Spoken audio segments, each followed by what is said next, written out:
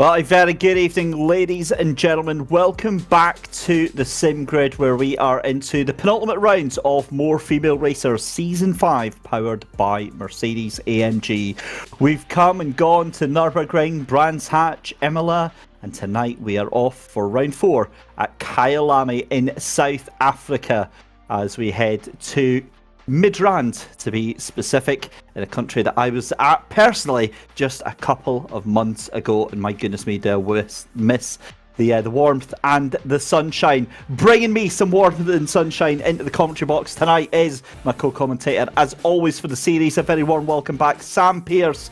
Sam, Kyalami, a very, very different kettle of fish tonight for our drivers, but it's been a fantastic season so far. It has. It's been an absolutely amazing season. Really, really close racing, really respectful racing. And it's just an amazing to see, we're at that penultimate round now. We're seeing some drivers, starting to really, really progress and starting to get some, good points on the board. Not to mention, we've got some really, really great battles going on up and down the grid.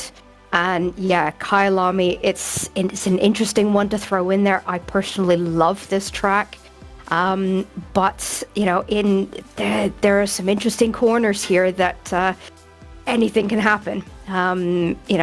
Just thinking off the top of my head, Cheetah, it's one of those do or die corners that can make or break a race. So it's going to be really, really interesting to see how everyone fares tonight.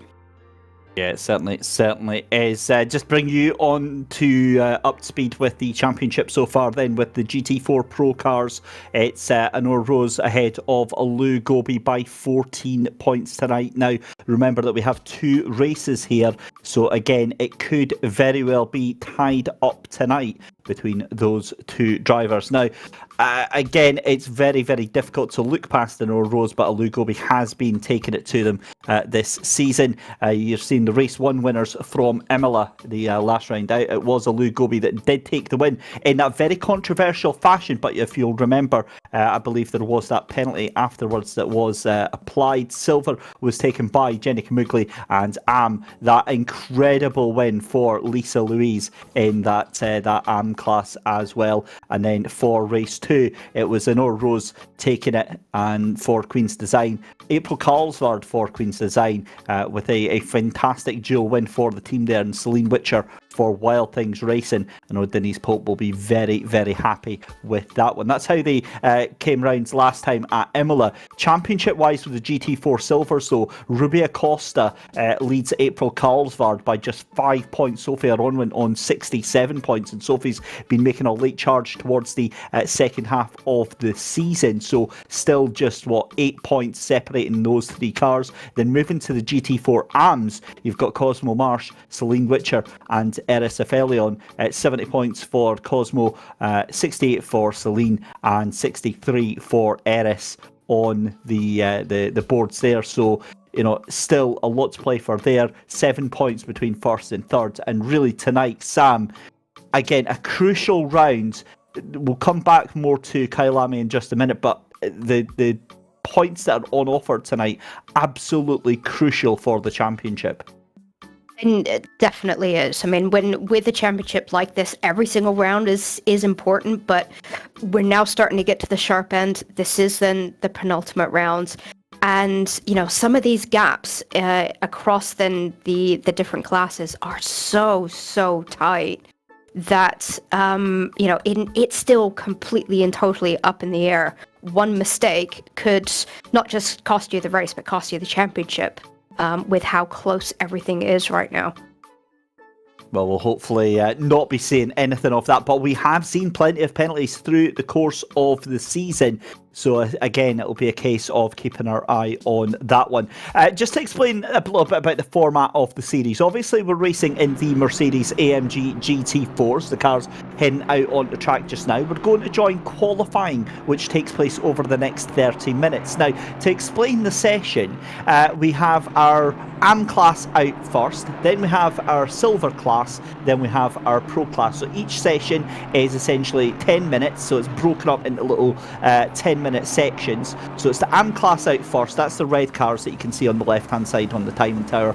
Then you see the grey ones, that's the silver class, and then you see the pro cars, that's the white numbers on the left-hand side. Now, again, you were talking a little bit about the circuit here, and we're watching Celine just making their way down to Loikop just now, and then this is going to be heading up towards the mine shaft. But you did mention, you know, it's a fantastic circuit, and a lot of the drivers really like this twisty, demanding nature of the circuit. For me, I think the Crocodiles is going to be a very, very intense part of the circuit, this corner here, because I think you're going to get a lot of drivers that are maybe feeling a little bit brave and fancy just firing it in.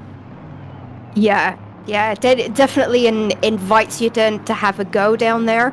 I mean, there are so many opportunities around this track, and it's really, really good fun. I really enjoy racing here, but it's, you know, and it is a track where if you don't give the track enough respect and you just take a little bit too much liberties, then, you know, it can turn around and bite you.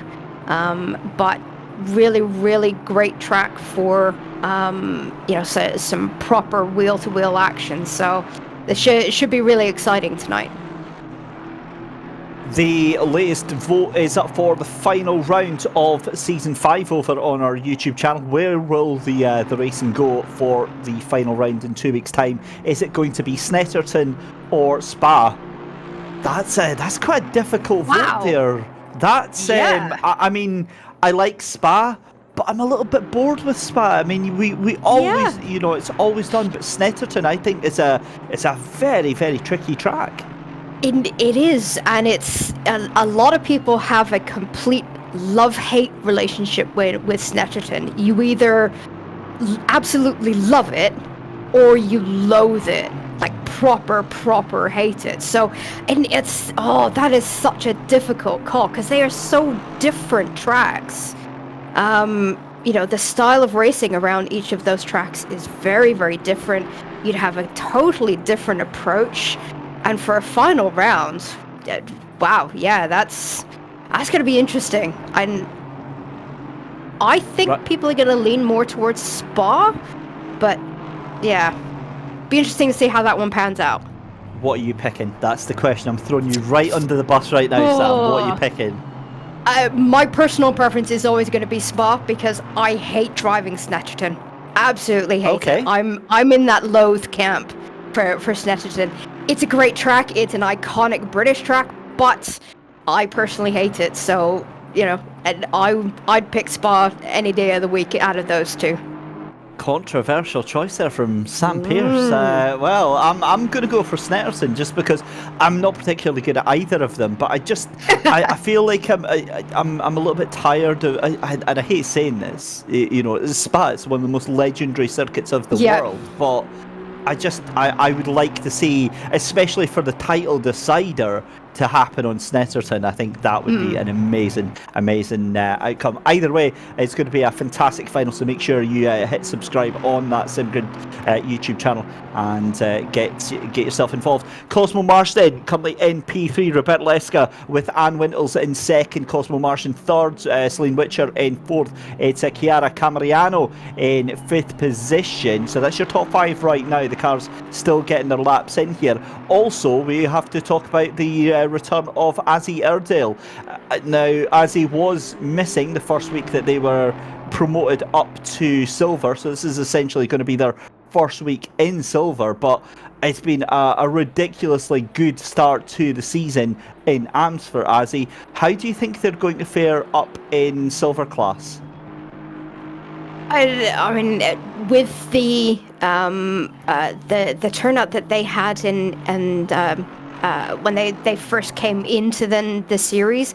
I don't think they're going to have any problems in silvers and at all. I think it is going to be interesting to see where they do fall today, but. I mean, Airedale has just done so well in the first two rounds, especially that second round. They had a really, really good, strong finish. I think they're not going to have any problems at all in silvers, and I think they're going to do quite well today. That's exactly what we're hoping for here. Just looking at the entry list as well, we've obviously got one new person that we need to speak about. Currently not out on, or at least not set a time. We'll have to check. I think they're just coming up towards the second half of the circuit just now. And it is this car here, the 626 of Maiken Helset-Chante, and I apologise immediately because there is absolutely 0.00% chance that I have pronounced that name in any way correctly whatsoever. However, it's me, and you know that I just butcher names indiscriminately, so it is what it is. But a very warm welcome to Maiken, who joins us. Not only a new driver to the championship here, Sam, but it's the first ever online race. Yeah, I think this is absolutely fantastic, and this is one of the great reasons why I love this series so much. Is when we've had this driver come in, not only their first time racing in a competitive environment, but it's the first time they're racing at all, and they're going all out into a proper championship. It's amazing. I really, really absolutely love it. Fingers crossed we get to have a chat in the break. I'd love to hear the story of how this came about, and and how they're feeling about all of this. I remember my very first race. It was really, really overwhelming and really scary, and just a big, massive deal. And I'd amped myself up, leading up into the race. But then once I got behind the wheel and kind of settled down, it's like, oh, okay, this is good fun. So I'd love to hear Maiken's personal experience and of that, and just amazing. Love it. It really is, isn't it? I mean, it's such an awesome story. We've got 1.5 minutes left to go in qualifying, so we'll quickly run down the order just now. Roberto Lesca takes pole position, then it's Strychnine Pulsatrix in second position, but just immediately knocked off a pole position as Cosmo Marsh takes pole position with a 151.775, 2/100ths of a second faster than Roberto Lesca. What can Maiken Helset-Chante do across the line? Goes across the line 7.5 seconds off, and I think that is slower than what she has been able to do, because we were seeing some of the times being posted earlier on in the chat, and if I'm being honest, it's a very wise move to do, because I know from I believe it was Truls who had posted in the chat, I believe it was Truls Solberg. It's their girlfriend that's actually out there just now racing, and saying that she's very, very nervous tonight. And I think that's actually a really good thing, because starting at the back of the grid, you kind of get a chance to take part in the race, but you're not under any pressure, if that makes sense. Yeah, and just remembering back to my first couple of races. There's just so much going on, and regardless of how much practice Maiken has been able to put in prior to tonight, practice in a server is very, very different to being in an actual race. So starting in at the back, they're going to have the opportunity to just kind of settle into it and just see, okay, this is how a race format actually works. So yeah, it's and I think it's a good move, and I do think there is a bit of nerves in that time. Oh, well, in the time that you've said that, Sam, Strix9 Pulsatrix has just went, hello, and went to the top of the table there, 151.637. So that is essentially qualifying done and dusted as Maiken comes into the pits then. So great qualified effort there for Strix9. Again, we saw a very strong performance from Strix9, debuting late into the season here for more female racers by Mercedes-AMG. So a great start there as we get underway with our silver class qualifying. Now, a very good evening to Yvonne Hoefler, who is hoping that everyone votes for Snetterton, because obviously she has raced there in real life as part of Team Brit, and she'd really like to kind of go back there and revisit it. And what we've been promised here, Sam, and again, this is a legally binding contract here in Scotland. Verbal contracts are gospel. Azzy has promised us, if she wins today, then we'll get actual proper barks on the stream. Oh, done deal. Written in stone. It's on the internet. It must be true. So if they win, we are absolutely holding them to that promise there. But qualifying back underway then, we're watching April Carlsford for Queen's Design here, just ahead. I believe that's Denise Pope that is just behind at the moment. So again, the driver's going to take a couple of laps to get themselves warmed up, get some heat into the tyres and get themselves onto the actual pace here. But again, they only really have 2 or 3 laps here to actually get going with, and you're seeing there April Carlsford actually acting as a little bit of a toe there to that car behind. But with 7.5 minutes left to go, let's talk you through this circuit through here at Kyalami then. We're just gone through Barbecue here, that's the tight left-hander on the run up towards that long right-hander at Sunset. And this is where the track really starts to climb up a little bit here. And then you've got a nice tight left-hander into Clubhouse Bend. This little bit reminds me a little bit of Suzuka, just with how wide that left-hander is before it comes back through into the S's here. It's the left and then the right. Very easy to get that car understeering out, especially these lofty GT4 cars. It's up onto the brakes then, off camber through Loicop, and the car runs down onto the accelerator, through the mine shaft, all the way down the hill here, picking up some great speed through the left-hander, and then hard onto the brakes as late as you possibly can into Crocodile. This is where you have to look to your right-hand side and see a car more than likely head up on your inside there. Drift that car as much as you dare out to the left-hand side. Then it's into Cheetah, and you're through down into the final corner here at Ingwe. Again, another left-hander. Momentum is so key. This is exactly where you get all of your pace from. And just as we see that, Jenny Kamukli up to the top of the timing towers now. Again, I'm very surprised to see that, Sam, because Jenny is racing with us tonight. Now, it's been a pretty tumultuous season for her, because Jenny's had to deal with a wheel malfunction earlier on in the season, and now Jenny isn't feeling the best tonight. So we wish them the best of recovery. Yeah, it's always difficult competing in a race when you're not really feeling 100%. You know, it's tough to be able to concentrate. The fact that, you know, these rounds are split into 2 separate races, I think, you know, might help Jenny a bit. You know, gives her a little bit of a chance to kind of, you know, calm down between races, make sure she stays hydrated and everything like that. But yeah, I do not envy anyone racing when they're not feeling 100%. It's tough, but great to see her here, despite the fact that that Jenny's not feeling well. So good on her.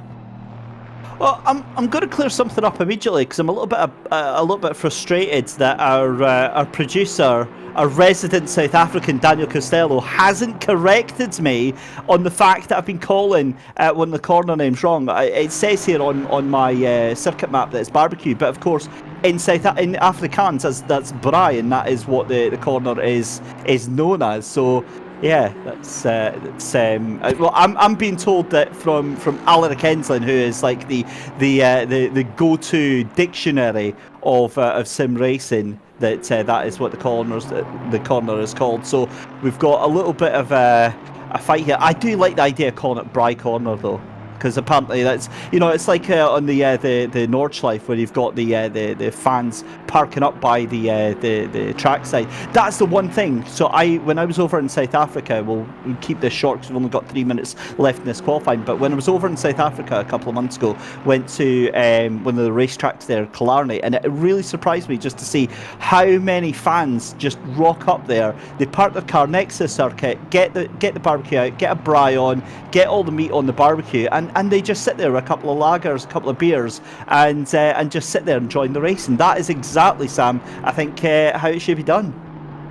Oh yeah, definitely. Being able, you see it a lot in America actually, where people will just rock up, and the whole idea of a tailgate party. You turn up in your trucks, barbecue, everything, getting good food, good drinks, and then while watch some racing as well. It's a lot more built into the American culture, certainly with NASCAR and things like that. But I'd love to hear the fact that it's not just out in the States, that you get on some of that in South Africa, and as you mentioned it, Nordschleifer as well. So in any way that you can enjoy racing, go and enjoy racing. We need to get a virtual sim racing braai barbecue on the go for the SimGrid World Cup coming up at just a couple of weeks' time. However, back to what we're actually here for. Jenny Kamukli goes back into pole position in 151.045. April Carlsvard replies just 2/100ths of a second slower than that time. You've got the two two front row sitters sitting just about. Let's see, 151.025. So that is, not that much off of it. 2/100ths of a second. You can tell my poor monkey brain was just slowing down with the maths this late into the evening here. But April Carlsvard then onto the first row of the grid. It's then Ruby Acosta on row 2 then, and you can see it again, just the difference in the difference in the classes, and really doing, I think, what it was supposed to. However, you're also seeing the likes of Strix9 Pulsatrix and Cosmo Marsh really showing they've got the pace to be up there, I think, with the silver classes. The problem with that is that they've just not had, I think, the finishes to keep them up there. Yeah, quite a lot of this, it isn't just based on pace. When we've talked about this several times over the course of this championship, that classes, they're not just based on outright pace. Which is why you do see some cars, appearing slightly out of position in this first rounds of qualifying. But it's also to do with racecraft and car awareness and car handling and everything like that goes into deciding which class you're in. But I do find this quite interesting, that certainly on this track, probably more than some of the other tracks, is that we do have a little bit more interspersing of some AM cars in amongst some silvers. So yeah, I don't know if that's down to the track itself, and it's suiting certain styles of drivers more than others, or what. But it's interesting to note that when we do have a couple of silvers mixed in with the AMs, so be interesting to see how that plays out into the actual race itself. Certainly will, and we have just crossed over the 10-minute mark then, so qualifying should be done and dusted for the silver class right now as they make their way round. Some of them will just be finishing their qualifying lap just now, so we'll keep our eye on that. But the pros are going to come out, although we'll tailor your expectations on the qualifying for that one, because obviously it's just the three cars that are out there. It's Anora Rose, Alu Gobi and Sarah Dove that are going to be taking part in the pro qualifying this evening. As we've seen, it seems to be that it's the silver class and the AM class that really get the majority of the drivers here. So here we go then. Jenny Kamukli then stays in pole position. However, Paula Brady now up into P3 with a 152.008 from my very rough calculations on that one. So fantastic time for Paula to do. April Carlsford, this is going to be the last chance then for pole position for April round the final corner and across the line. What can April do? We wait with bated breath to see what happens, and it is a 151.135, so not quite enough to get pole position. Paula still with one more lap, goes fairly wide on the exit. This is going to be the last car, I believe, across the line. And Paula Brady does a 151.237, so not enough to improve on that one. Right, this should be a formality then, Sam. Anora Rose has been undefeated in qualifying so far this season. Again, just going back to my mental arithmetic here, I'm pretty sure that Anora has been on pole every lap, every race this season. And I do think you're right. Yeah, so it's, I don't know what an Alu has got to do to try and find some extra pace, find some extra go get them, because it's, and her Alu's strategy this season seems to have been conserve tires and early on in the race, and then challenge towards the end. Hasn't quite worked out. I don't know if they're gonna Alu's gonna try and mix it up a little bit and maybe try something different. Go for it right from then the green flag maybe. But yeah, it's just, they've got to try something different. They really do, and Alu is, as you said, it's a strange one how predictable even it's become, in terms of, we'll see Alu attack at the start, then fall back about 2-3 seconds, then close right up in the final 10 minutes, and then attack, but every single time it just feels like Anora has it in their stride. It's peculiar, but fascinating to watch nonetheless, as the pros coming in to the final corner then. Anora Rose, who we think is most likely going to walk away with a pole position for this first race of two. Straight in, I mean, that's absolutely depressing, isn't it? Straight in, first lap, 150.822. Sorry, 150.220. Yeah. We come across the line with Alu Gobi, who does a 151.4. That's 1.2 seconds off. How? I just don't understand. Like, no. Not even just tonight, not even this season, but I don't understand how Anora Rose is just so unbelievably talented. It's just incredible. I mean, I would love to know what Anora's practice routine is, getting ready for a race, and how that's developed over her career to make Anora the phenomenal racer that they are.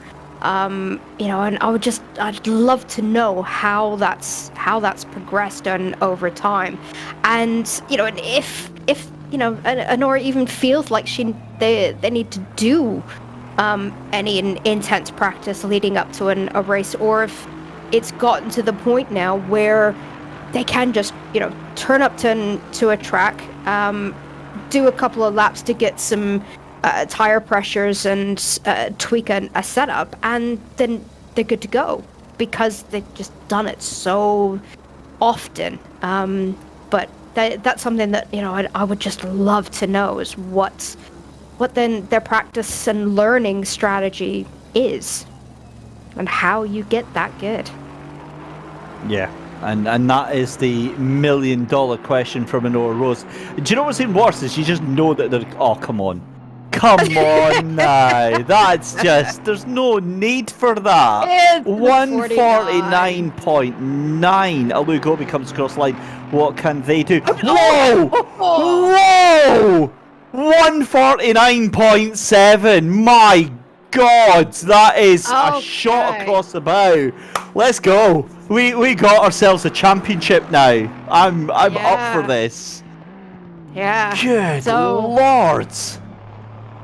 But still, how do you do it? Sam, 1.2 seconds. How can you have a class of 2? Yeah. It's mad.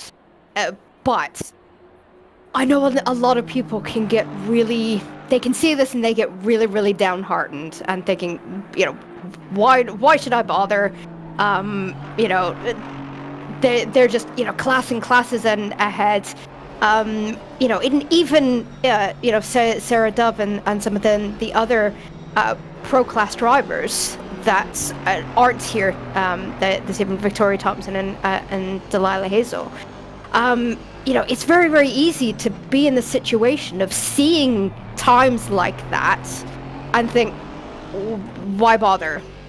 But, and I've said this quite often throughout this championship, there's so much that you can learn from being in servers with aliens like this. Just take the opportunity, go on board, ride along with them. What are they doing different? Are they placing the car in different places? And are they accelerating different? Are they braking at a different point than you are? Are they taking corners in a different gear? Take the opportunity to learn from aliens like this. I mean, we were talking to Anor last week about the support. Sorry, Sam. Oh my Sorry, God. 149.6. What? What has Lou had for dinner tonight? My God. I'm gonna jump on what you said there about the using these to learn. Absolutely, because the thing is, right, and I'm in that class that you were talking about there, the type of racer that sees those sort of times, and I'm thinking, right, I'm gonna go and watch telly then. There's no point because. The thing is that as Sarah Dove gets up into P3 there and finally gets a representative time that we know Sarah's capable of, when you get drivers like this, that it's so easy to just look at them and go, oh, how am I even supposed to compete with this? But that's exactly the point. It's like you said, it's a learning opportunity. You go on board with them, you tear every single frame by frame down, watch their apex speeds, watch their entry points, watch their braking points, copy them, because if you can at least copy 1 or 2 of those little aspects that they're doing, that's going to be 2, 3, 4 tenths of a second off your lap right there.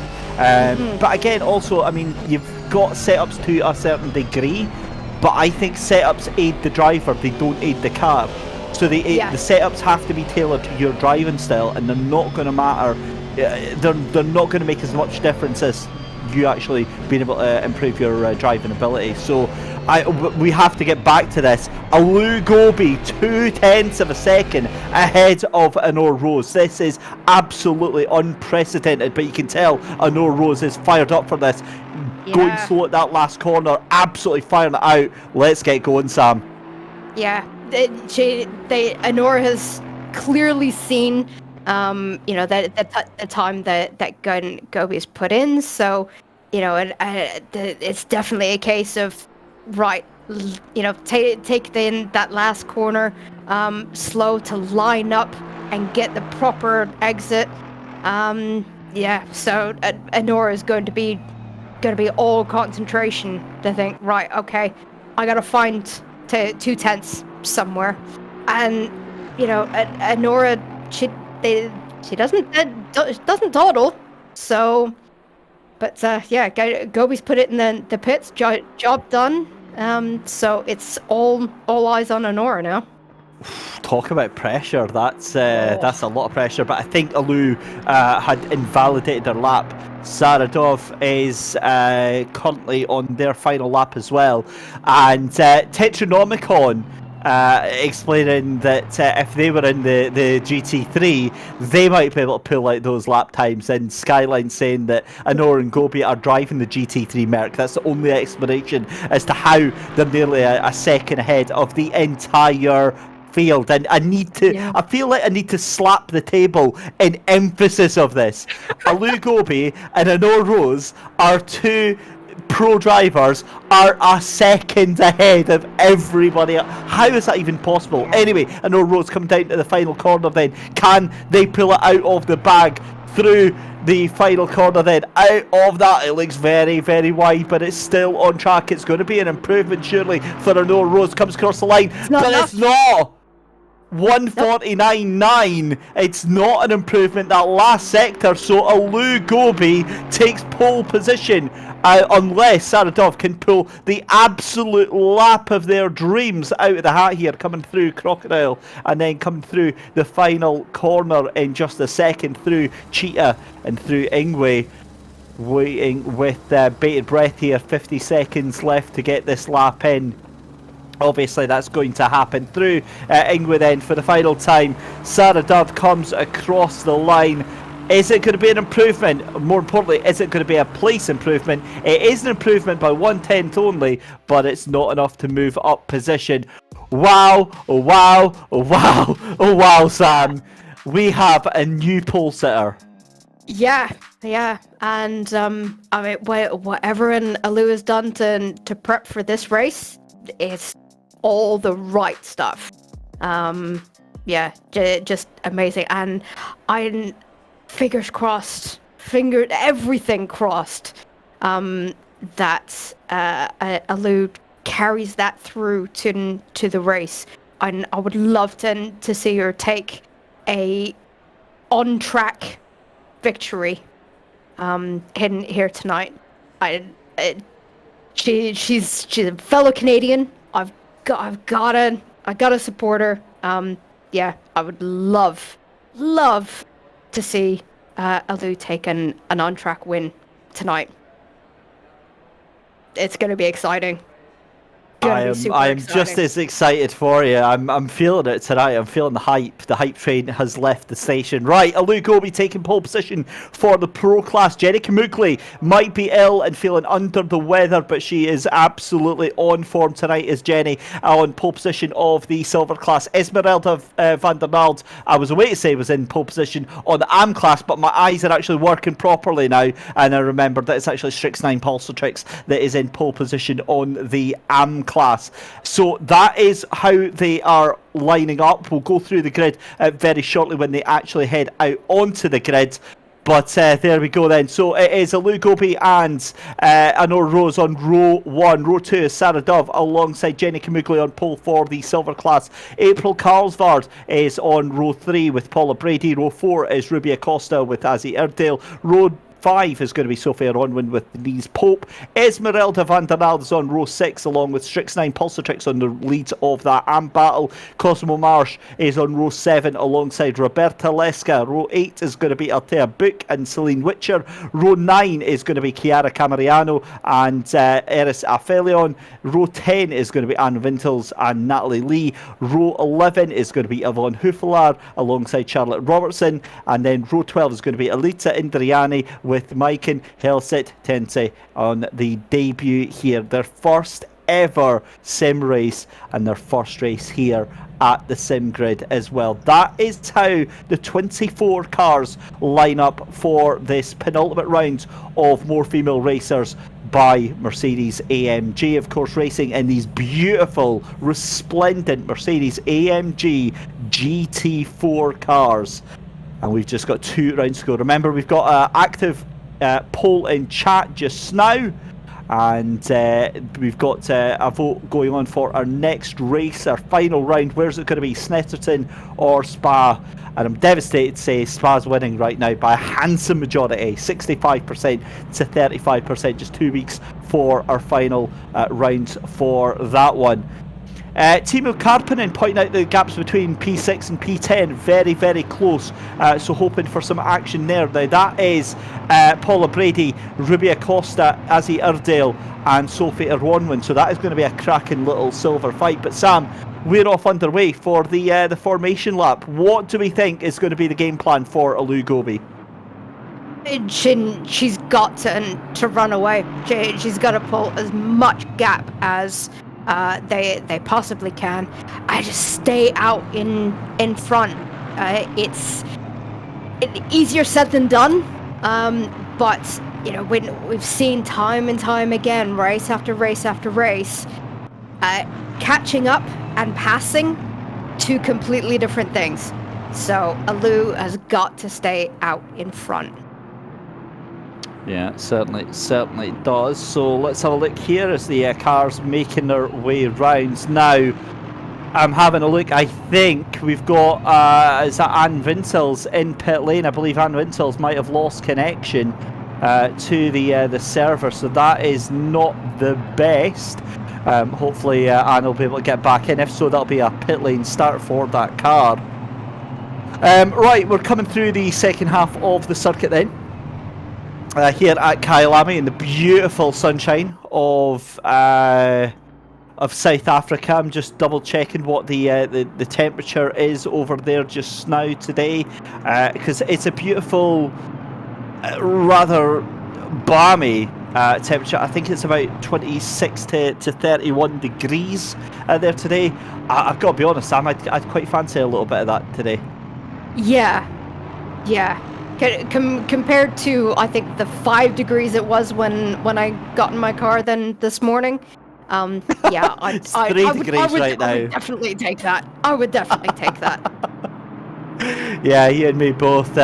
26 degrees is going to be tomorrow at Kyalami. We've got 3 degrees here up in Scotland. Never mind, we've got all the heat we could possibly need here tonight for More Female Racer Season 5, the penultimate rounds. One of the most important rounds of the championship about to get on. So many championship questions about to be answered tonight. What is going to happen in Pro? What is going to happen in Silver? And what is going to happen in AM? We are going to be one step closer in just 30 minutes. The 30-minute race going to be starting very shortly. First of two tonight with David Christie and Sam Pearce here with you on commentary for the entirety of the evening. Get in the YouTube chat, let us know who you're going to be supporting tonight. But they're coming around the final corner then for the first time here at Kyalami. We've got 4 races to go. The first one of the 4 is about to get going, and it's going to be Alou Gobi to set them all off. I know Rose on that outside line in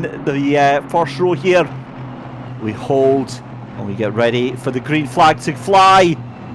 Away we go racing here. Cosmo Mar shown as getting out of position there, so I think that'll be a change. I believe that might have been to do with Anne Vincels being out of position here. But a side by side down into the first corner then, as Enor Rose tries to go around the outside there, holding on, but that is going to be Alou Gobi's line there, and Alou into the lead as we've got Chaos and Carnage behind there. That's at least 3, 4, 5 cars involved further back there as Enor Rose sneaks up the inside. That's a better line coming out of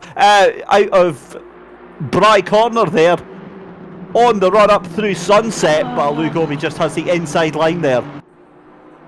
Yeah, I was trying and the best to force an Alou wide there, but she kept her foot in, kept it brave, kept it clean, and has still kept the position. So fantastic to see. Really, really great clean racing up at the front.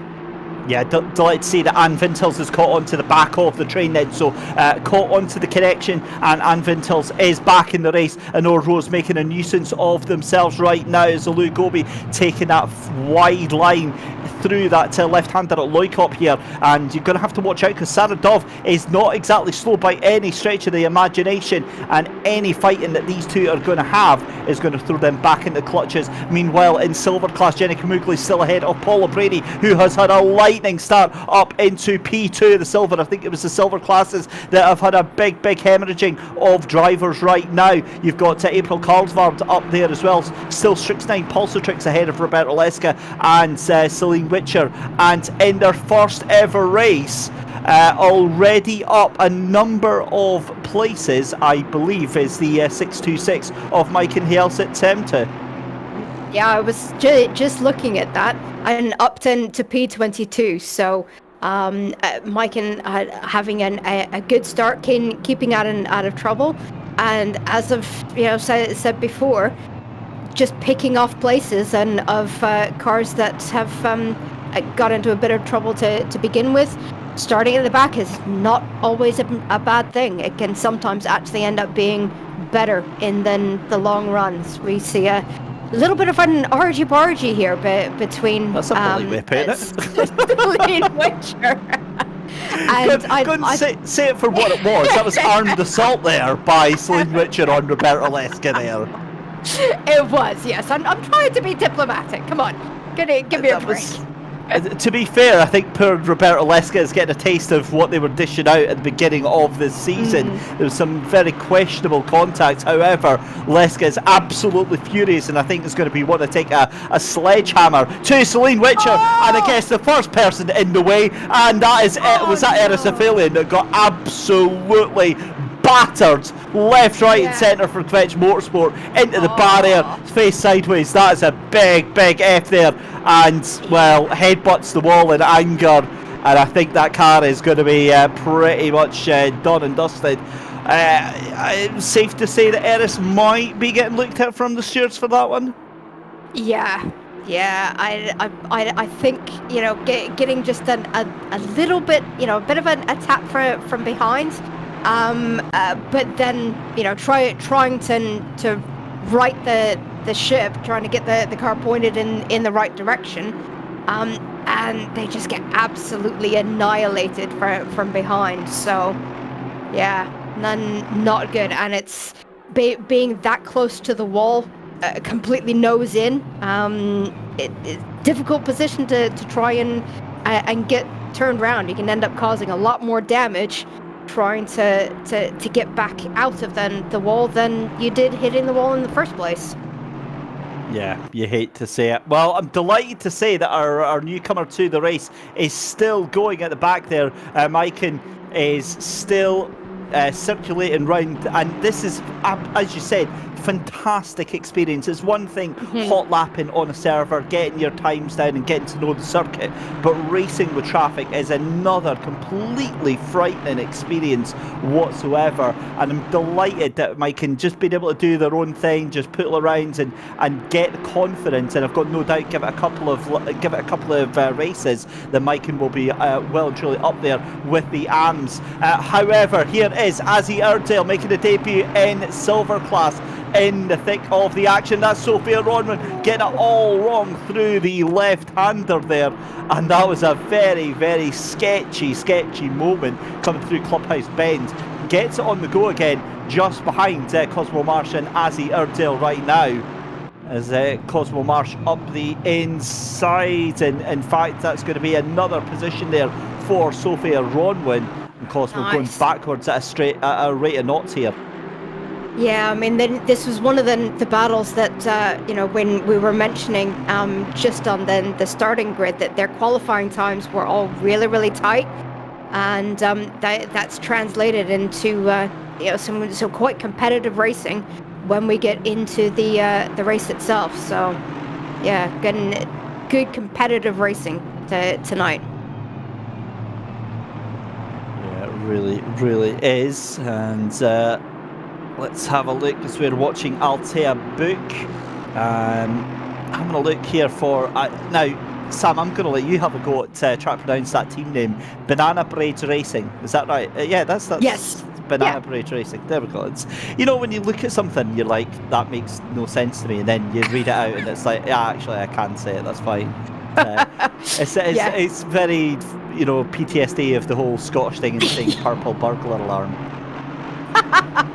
Exactly. Yeah. Exactly. It might have helped if an Altia had put a couple of extra capitals in there to separate out then the words. But Banana Braids Racing. I've been watching an Altia pretty much since I started sim racing.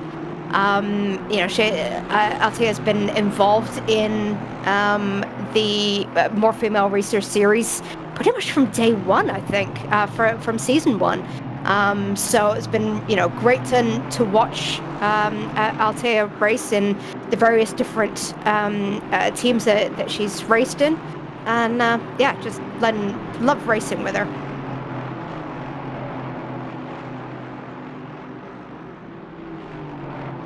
So here we go then, back with Denise Pope then, as we've got 22 minutes left to go in the race here. And Lugo be now 1.1 seconds ahead of Honor Rose here. I'm seeing where this is going. This is very interesting to say the least. Still though, with the silver class, Jenny Kamukli ahead of Paula Brady and April Carlsford. Denise Pope still onto the back there. You can see of Esmeralda van der Mald, trying to potentially get up into P4 right now. And Esmeralda van der Mald hit with a 15-second penalty. Oh my me, that is quite a big one. That is an incident between the cars 15 and 40 on one. That's a 15-second penalty for Esmeralda van der Mald. And then, of course, with number 40, that's going to be Ruby Acosta that was in the silver class. It's now away down to P18. Mm-hmm. Yeah, and with there not being any mandatory pit stops in this race, and the field still tightly bunched together, that 15 seconds is going to be extremely costly. Just doing some quick calculations, I think. 10.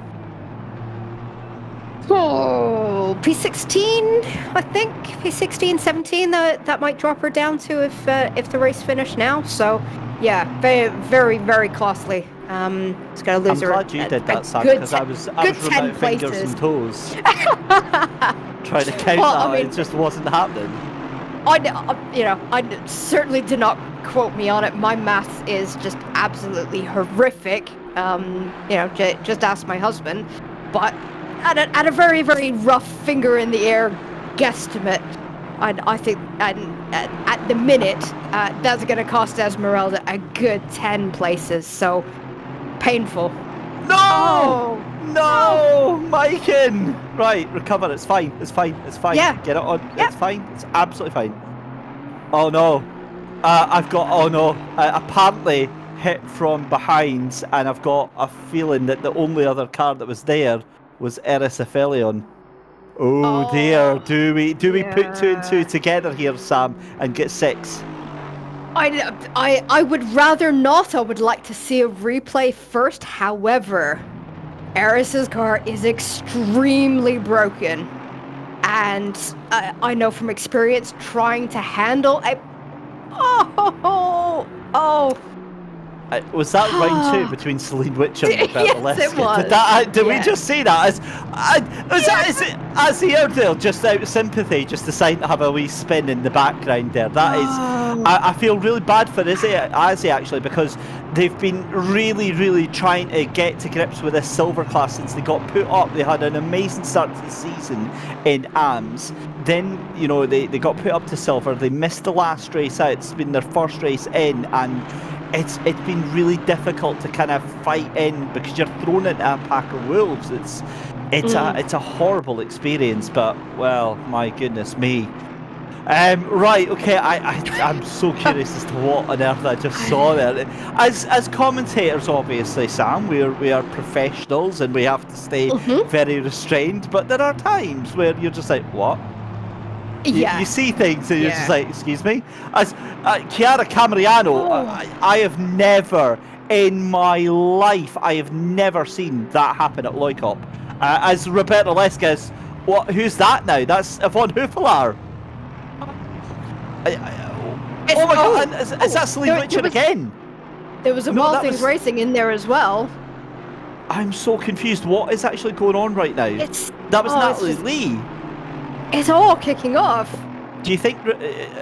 I was going to make a joke there, but I'm worried that it might not get taken in the context of a joke, so I'm not actually going to say it. I was going to say something. Do you think that they just saw a Wild Things race car and just saw red? Because, I mean, this has been a really tumultuous race tonight. I mean, this is really scrappy. But yes, it has been really scrappy. But something that I mentioned right at the top of the broadcast. This track, it invites you to take liberties with track limits. You know, track limits is quite a ways and outside the actual track boundary. It invites you to go out there, but really easy. You get just one tire wrong on the grass there. What? That. Yeah. Oh, I know. Yeah, that was. Yeah, that was making. And that was colliding. So absolutely nothing that Aristophilia could have done with that one. From what that looked like there is we've got a car going off in the background there. What that looked like was getting to know these GT4 cars very well. And what happens is when you brake for a corner and you are turning the wheel, you offset the weight of the car, throws the car off balance a little bit, and it tilts you over to the other side. That's what it certainly looked like there, and unfortunately it's a baptism of fire tonight for Maiken, but doing fairly well in P21, so still not last in their first ever outing. Yep, and still running, and that's the important thing, and anyone who is thinking of taking on up sim racing, by all means give it a go, but when things like this happen, you get into an accident, just keep going. It's all experience. Just keep racing. The more laps you do, the better it's going to be. The more you're going to learn how to interact with other cars around you, which is something you just cannot learn hot lapping. No matter how badly your race goes, just keep going. Just keep racing. Practice. It's all worth. I was sorry, Sam. I was just saying. I just saw a penalty coming in for Altea Book between the 40 as well. So poor Ruby Acosta has been in the wars right now. 168 of Altea Book getting a 10-second penalty on lap 2 for causing a collision to that car as well. However, the incident between cars 205 and the 19 is decided as a racing incident. So that is Natalie Lee in the number 19, and then the 205, that is Alita Indriani in that one. So that's just a racing incident. So 15 minutes, we're coming up to the halfway point here. And to be fair, it's kind of calmed down now. However, all that has completely distracted us from the fact that Alou Gobi is 2.3 seconds in the lead of Honor Rose. Yeah. So, I don't know if it's just a case of Alou just likes this track and just, the track suits her. But, and Alou off doing, just running their own race. And it's great. I'm super excited that Alou's going so well, and I don't want to say any more to it because I really do not want to invite any sort of commentator's curse whatsoever. So now that that's happened, ladies and gentlemen, that Sam Pearce has cursed that car. It's a done deal. No, please, no. Just also on the subject, Sam, of classes in the cars that are kind of, because obviously the class structure is a fluid thing, it goes up and it goes down. I can see an argument, it's maybe too late in the season for it to happen, but we saw the likes of, I'm just trying to think, I think it was Roberto Lesca, wasn't it, that come from silver down to AM And some of the AM drivers were a little bit disgruntled because they're like, well, these silver drivers are a lot faster, and but it's not been reflected in the results, and we're seeing that from Roberto Lesca here, in the fact that they're demoted to AM mainly because they've got the pace, but they're just not getting either the finishes or the racecraft just isn't there. Confirmation though, Roberto Lesca hit with a 15-second time penalty on lap 2 for causing a collision with a 141. So it was Roberto Lesca that ended up causing that collision on lap 2, and the 141, that was at Eris Aphelion. And there's Mike and Helseth again trying to get back onto the track there. Very, very scary place to try and rejoin. Yeah. But, well, everybody's got to learn, right? Yep. And, they've done the right thing. They've waited for traffic not to be there to cross over the track and get facing the right direction. I would love to see them continue, racing, but I think that car is just way too damaged now. There does have to be a point where you've got to draw the line. And speaking of that, Roberto Lesca taking that decision a couple laps ago to teleport to the pits. So I would really like to know how her 15-second time penalty is going to be applied if they finish the race in the pits. Do you know the answer to that? I do not, but I would imagine that it would be applied to their post-race penalty like every other one, and it wouldn't carry over into the next race. So basically, it'll just it doesn't do anything for them. If there was cars that were below them, then obviously that would put them at risk of losing that position to the car, but I guess it doesn't really matter, since it won't actually be carried over.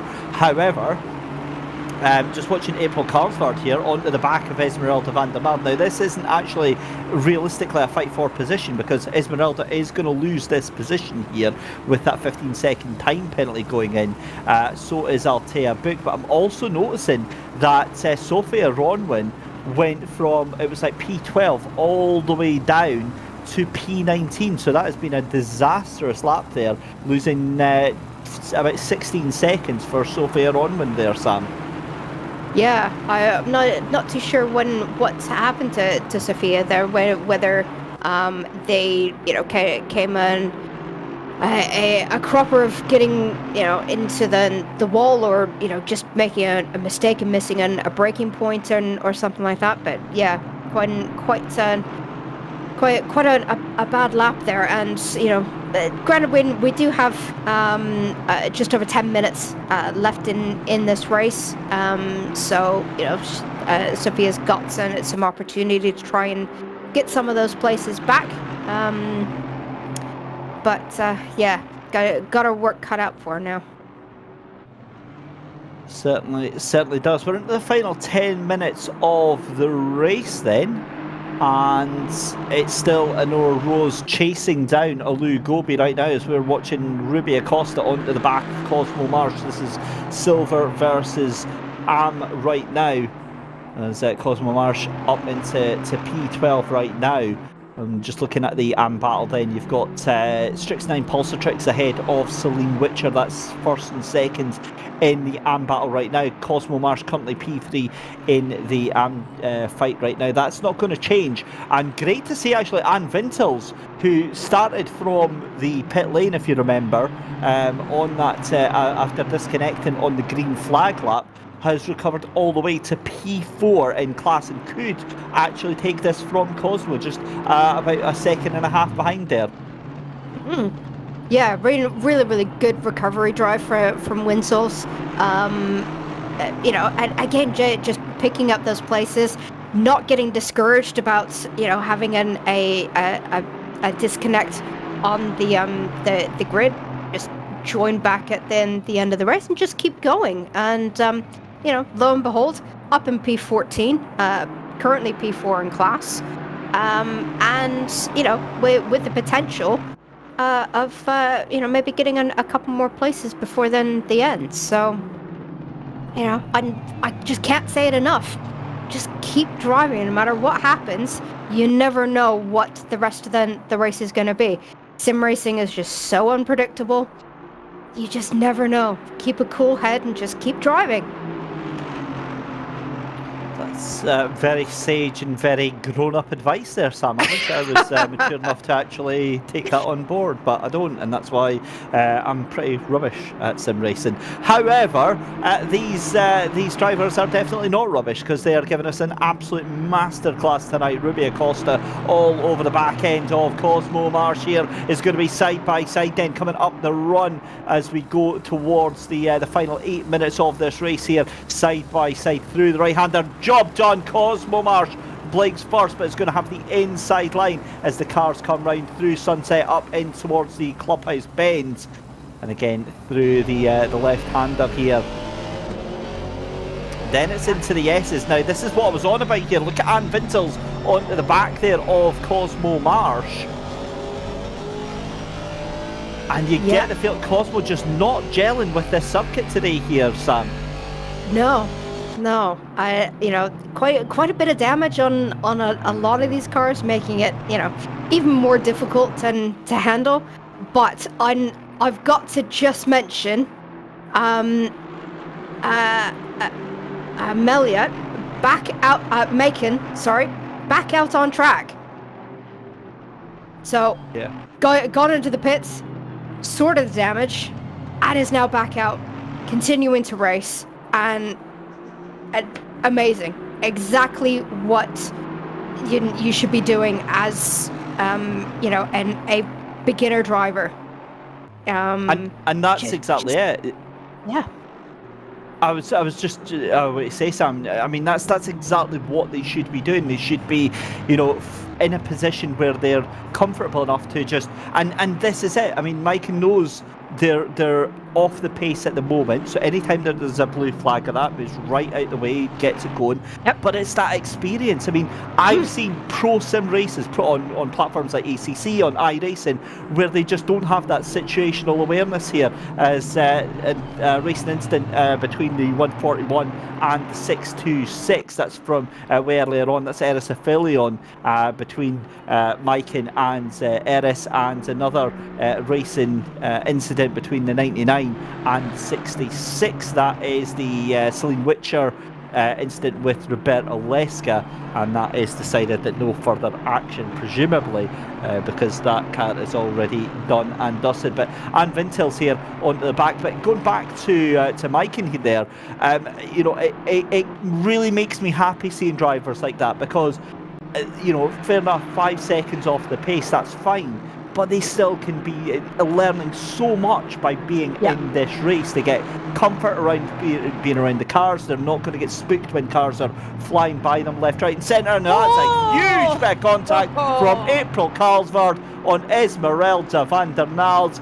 And I thought for a minute April was going to slow down and let that car pass, but doesn't do so. That is, it's going to be a slam dunk penalty, I think. It is. But they're pulling over. Letting him pass. So, yeah. Incidents like that are going to happen. Contact is going to happen. The sportsman, sportswoman, sportsperson thing to do is exactly what April's just done. Accepted that, my bad. Lift off. Give them the place back. Continue to race. Excellent. I love seeing drivers do that. Amazing. Perfect.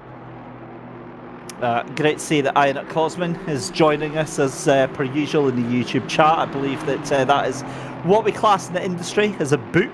But again, as you see, they did give the place back. It's going to be 50-50 whether or not that is enough to placate the stewards on that one. Sometimes they're okay to let that go. Sometimes they're just like, no, not happening.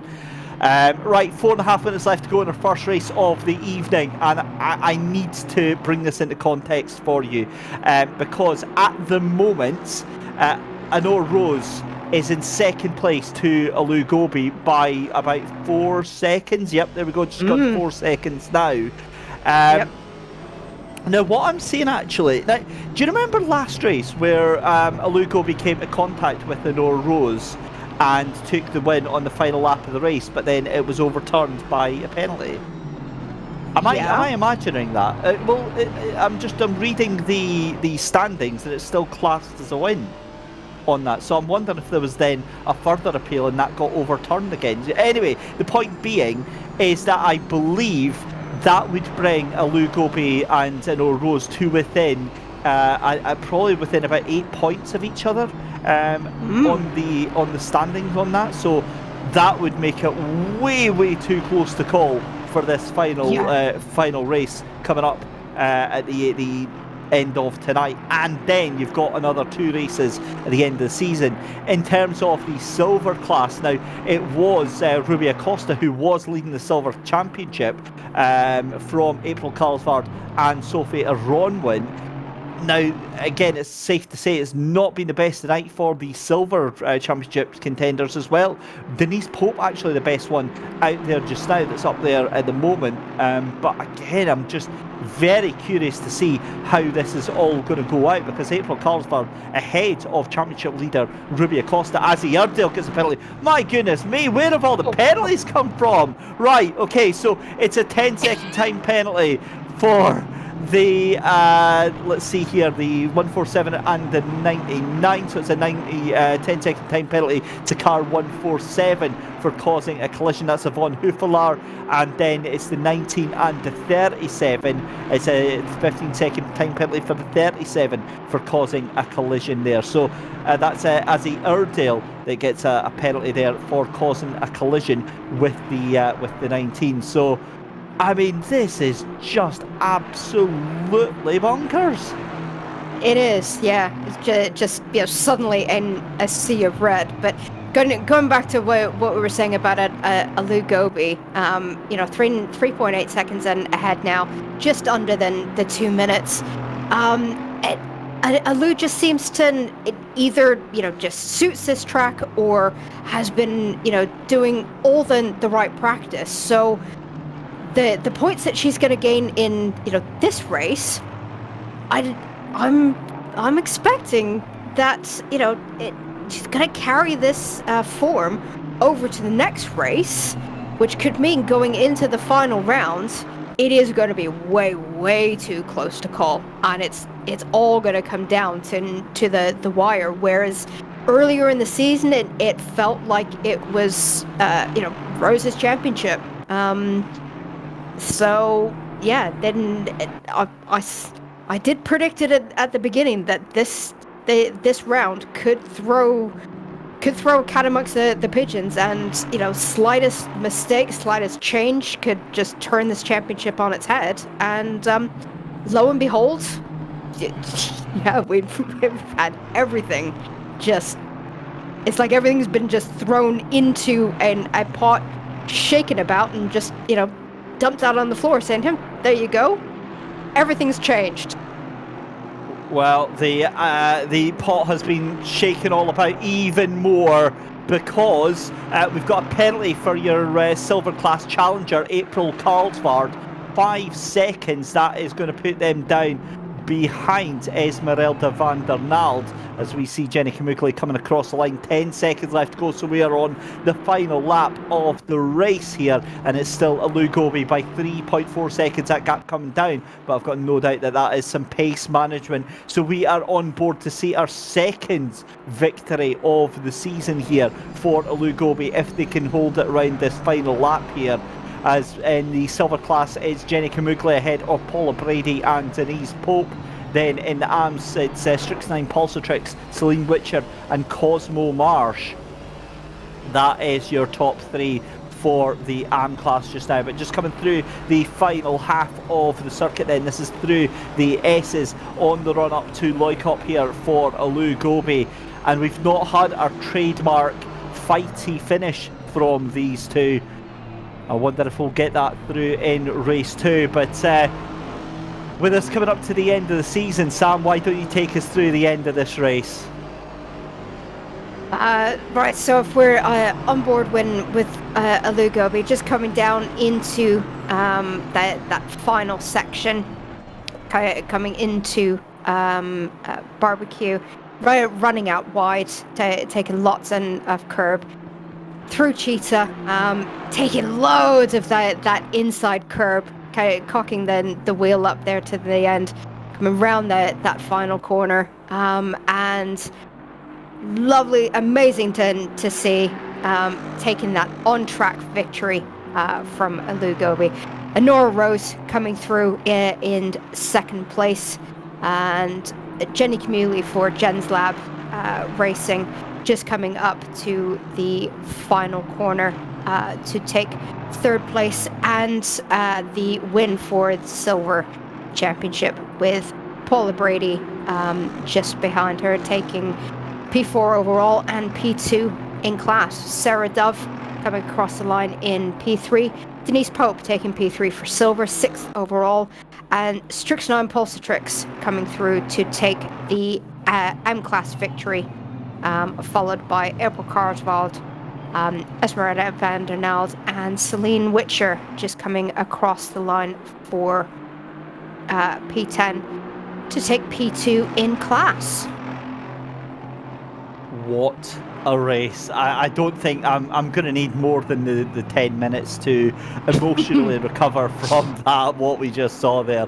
I think Roberta Leska, basically the DNF, overrode that penalty that they were due to get for that incident there, because obviously it's a far bigger deal than retiring from the race there. But wow, that was a scrappy, fighty, aggressive affair from a lot of the field. Some of them just got to do their own race, just got to fight their own fight. But I'd be very interested to see how the standings all pile up after the penalties that are all done and dusted. But there we go. What a race that was. And again, Sam, just thinking back to the championship implications for this, it's just so tight now. And I think, if anything, this makes it even more, too tight to call.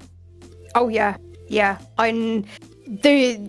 couldn't pay me enough to put money on how this championship is going to pan out now. We've seen it time and time again through this championship that a race can just turn on its head in a split second, and everything that you predicted just goes completely and utterly out the window. And just thinking of tonight, we still got another round of this yet. Thanks for reminding me. Yeah, way too close to call. The only thing that I can guarantee is that final round's going to be phenomenal to watch. Yeah, it really is. Well, let's bring in Maiken, our Grand Star debut superstar for the evening. A very warm welcome to the interview booth, Maiken. Congratulations on your amazing debut. That was a proper baptism of fire tonight. Wow, thank you. That's so nice.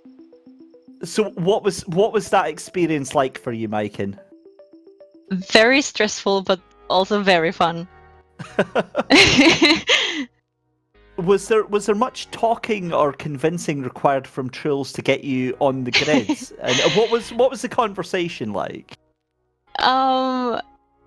There wasn't. Well, he's very enthusiastic about this. He loves sim racing so much, and he has so much passion about it that I felt so compelled to try it as well.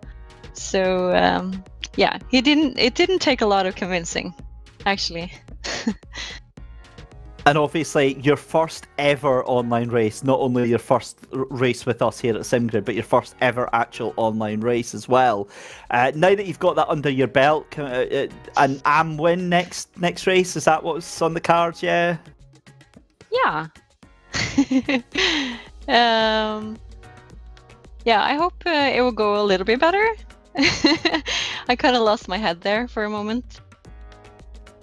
It was certainly it was enjoyable, and you've got two new fans up here in the commentary box, in myself and Sam. But listen, we'll let you head off and get yourself prepared for the next race. Thank you so much for coming and joining us tonight, Mike, and best of luck in race 2. Oh, thank you so much. There we go, Mike and Helset Tim to coming to join us there. Sam, oh my goodness me, she's so happy. Yeah, I love it.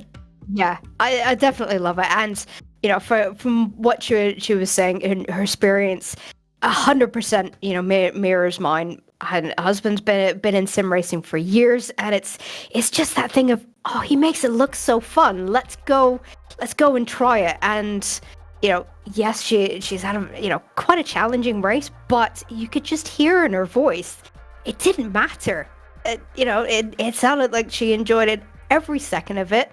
And yeah, just amazing. And I love stories like this, of just new sim racing fans,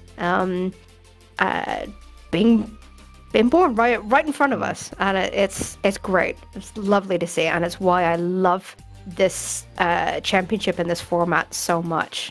It was my introduction to sim racing. It's now Maiken's introduction as well, and then I've got no doubt quite a number of drivers that we've got on the grid. This has been their introduction and as well. And it's so important the place this championship holds in the industry. For sure. Well, we go from a new face to a new name in the championship joining us halfway through. We say hello to Strix9 Pulsatrix. A very good evening, Strix9. Congratulations on that race there. Another fantastic performance. It's been going fairly well since you joined us halfway through the season.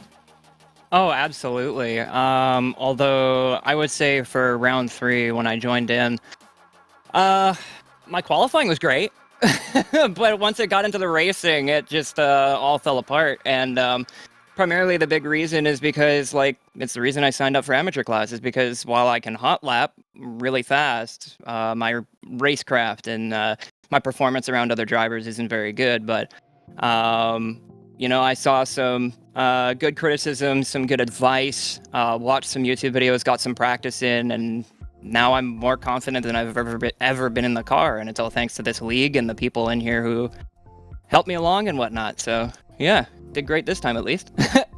And on that note, actually, because Sam was talking about that in the commentary box during the race, what are some of the differences for you, Strix9, in terms of the difference between hot lapping and being able to go fast by yourself on the circuit and actually being out there in a group of cars? Well, I think the biggest thing, the biggest mindset change for me was just understanding the situation that I'm in.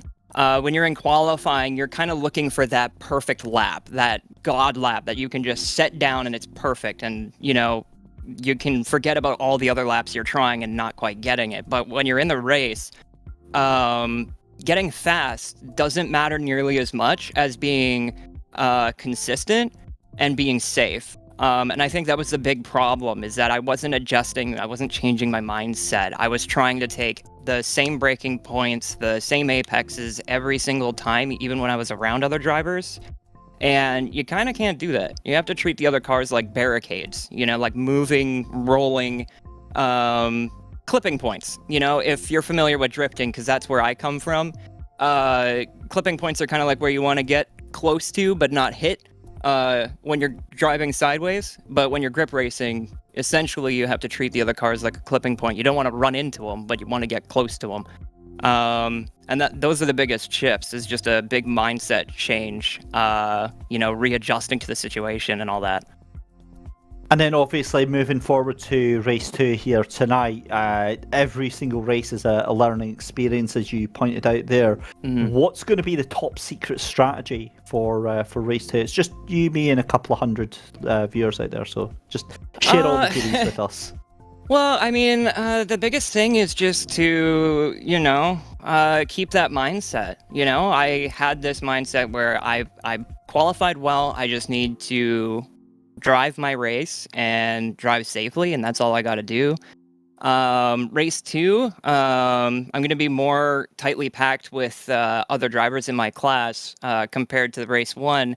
So there's going to be maybe a little bit more fighting, but at the end of the day, the mindset doesn't change in the race. It's all about, putting down good, consistent lap times, good, safe lap times, driving within my pace so that I'm not catching myself out and making mistakes like I was doing in race 1 and 2 of round 3. That's basically it, is just don't let yourself get into that hot lapping mindset and just driving safe. Some stuff. Well, listen, best of luck, Strix9, for race number 2.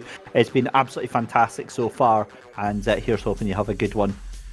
Yeah, thank you very much. And I'd also like to thank Prismatic Motorsports for letting me represent their team, as well as their sponsors and partners like Certifiably Diverse, Aero Broadcast Network, Cut On Computers, Go for the Gap, Ancient Ink Racing, and personally, I'd like to thank Rachel and Katamari, who are probably both watching maybe. Those two are like my rock. Like, I love them so much, and I'm really glad that, they were watching. So, yeah, we'll pull it together and get another win for race 2, I bet. Excellent stuff. Well, big shout out to your supporters, and we can't wait to hear what they've got to say about you in race 2. Take it easy. Thank you. So there we go then. Sam, back to the build-up for race 2 then. We've heard from Strix9. We'll probably hear from more drivers on the end of race 2. Now, the big thing is that Jenny Kamugli and Natalie Lee are not going to be taking part in race 2. Yeah, I saw that announcement come up. Poor Jenny, just really not feeling well. She's saying that she's in quite a bit of pain and barely made it through in race 1. And is hoping that Jenny feels better and ready to bring it for the final round. But yeah, it's tough. As I said, it's tough racing when you're not feeling yourself. So yeah, wishing Jenny all the best. Certainly shared by myself. But a very good evening if you just joined us, ladies and gentlemen. We are on the build-up for race 2 here of More Female Racers Season 5, powered by Mercedes-AMG. This is round 4 here at Kyalami. I am David Christie. Joining me, as always, in the commentary box for More Female Racers is Sam Pearce. And we've been treated to, if you've just missed it, then my God, what a race 1 you've missed. It's I'm not even going to bother trying to explain what we had, because we had everything you could possibly imagine. We had thrills, spills, chaos, carnage, anger, frustration, enjoyment, happiness. We had new drivers on the grid, new drivers to sim racing. But it all comes down to this for tonight. Certainly, the second race is about to get underway. The cars are about to line up onto the grid and get themselves out there. And again, with Alou Gobi starting on that pole position, you get the feeling that tonight here, Sam, all they have to do is fend off an oar for those first couple of corners. Yeah, and it just seems that Alou, she's got the measure of Kyalami. Possibly just a little bit, more than Honora does, but I obviously we'll see when race 2 kicks off. But Alou, she's in the driving seat. She's in pole position.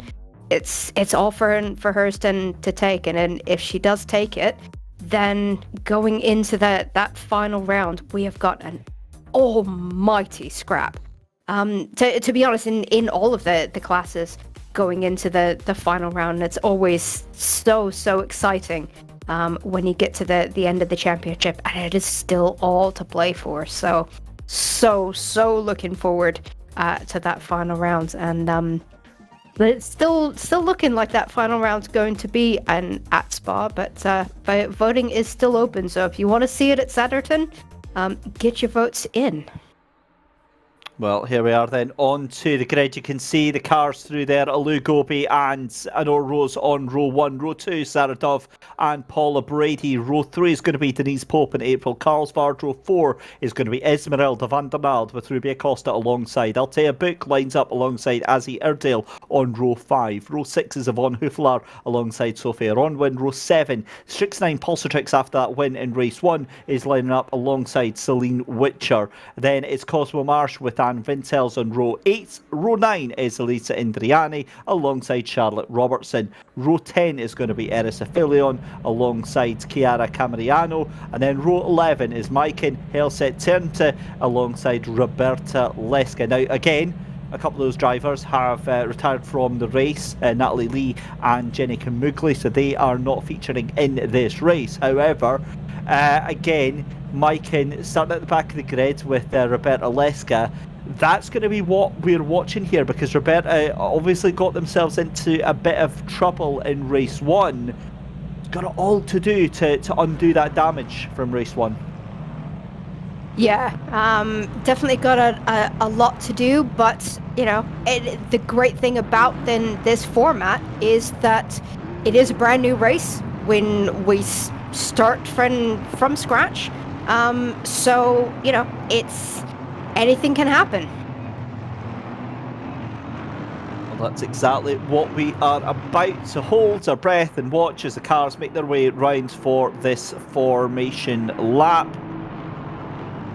Let's go racing then. So, storylines to bring you up to speed then. On the Pro Class, Alou Gobi alongside Honor Rose. We saw that in race 1 where Alou Gobi was just too fast for Honor Rose, just able to keep that car up in front and able to keep that through in front. Then in the silver class as well, it was Paula Brady now who is going to take the provisional lead of the silver class. Denise Pope is up there as well, and then you've got Strixnine who is going to be leading off that AM class as well, and running them through as well. So I'm just double checking.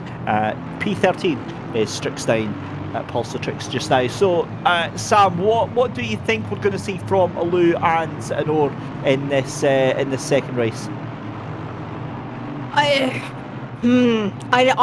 think we're going to see another close start, but as long as Alou can just keep the nose out in front, then she just seems to have the measure of this track. So I'm going to predict that if Alou is in P1 by the end of lap 1, I think she's going to take the race.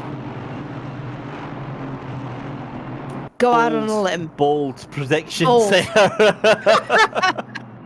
I like know. them. Usually I'm just like, yeah, the two of them are just going to go off by turn 3. There's going to be contact. Actually, I'm going to lose my voice by about 10 minutes in. That's what's going to happen here, because you get the feeling there's going to be absolute chaos, absolute shenanigans going on here.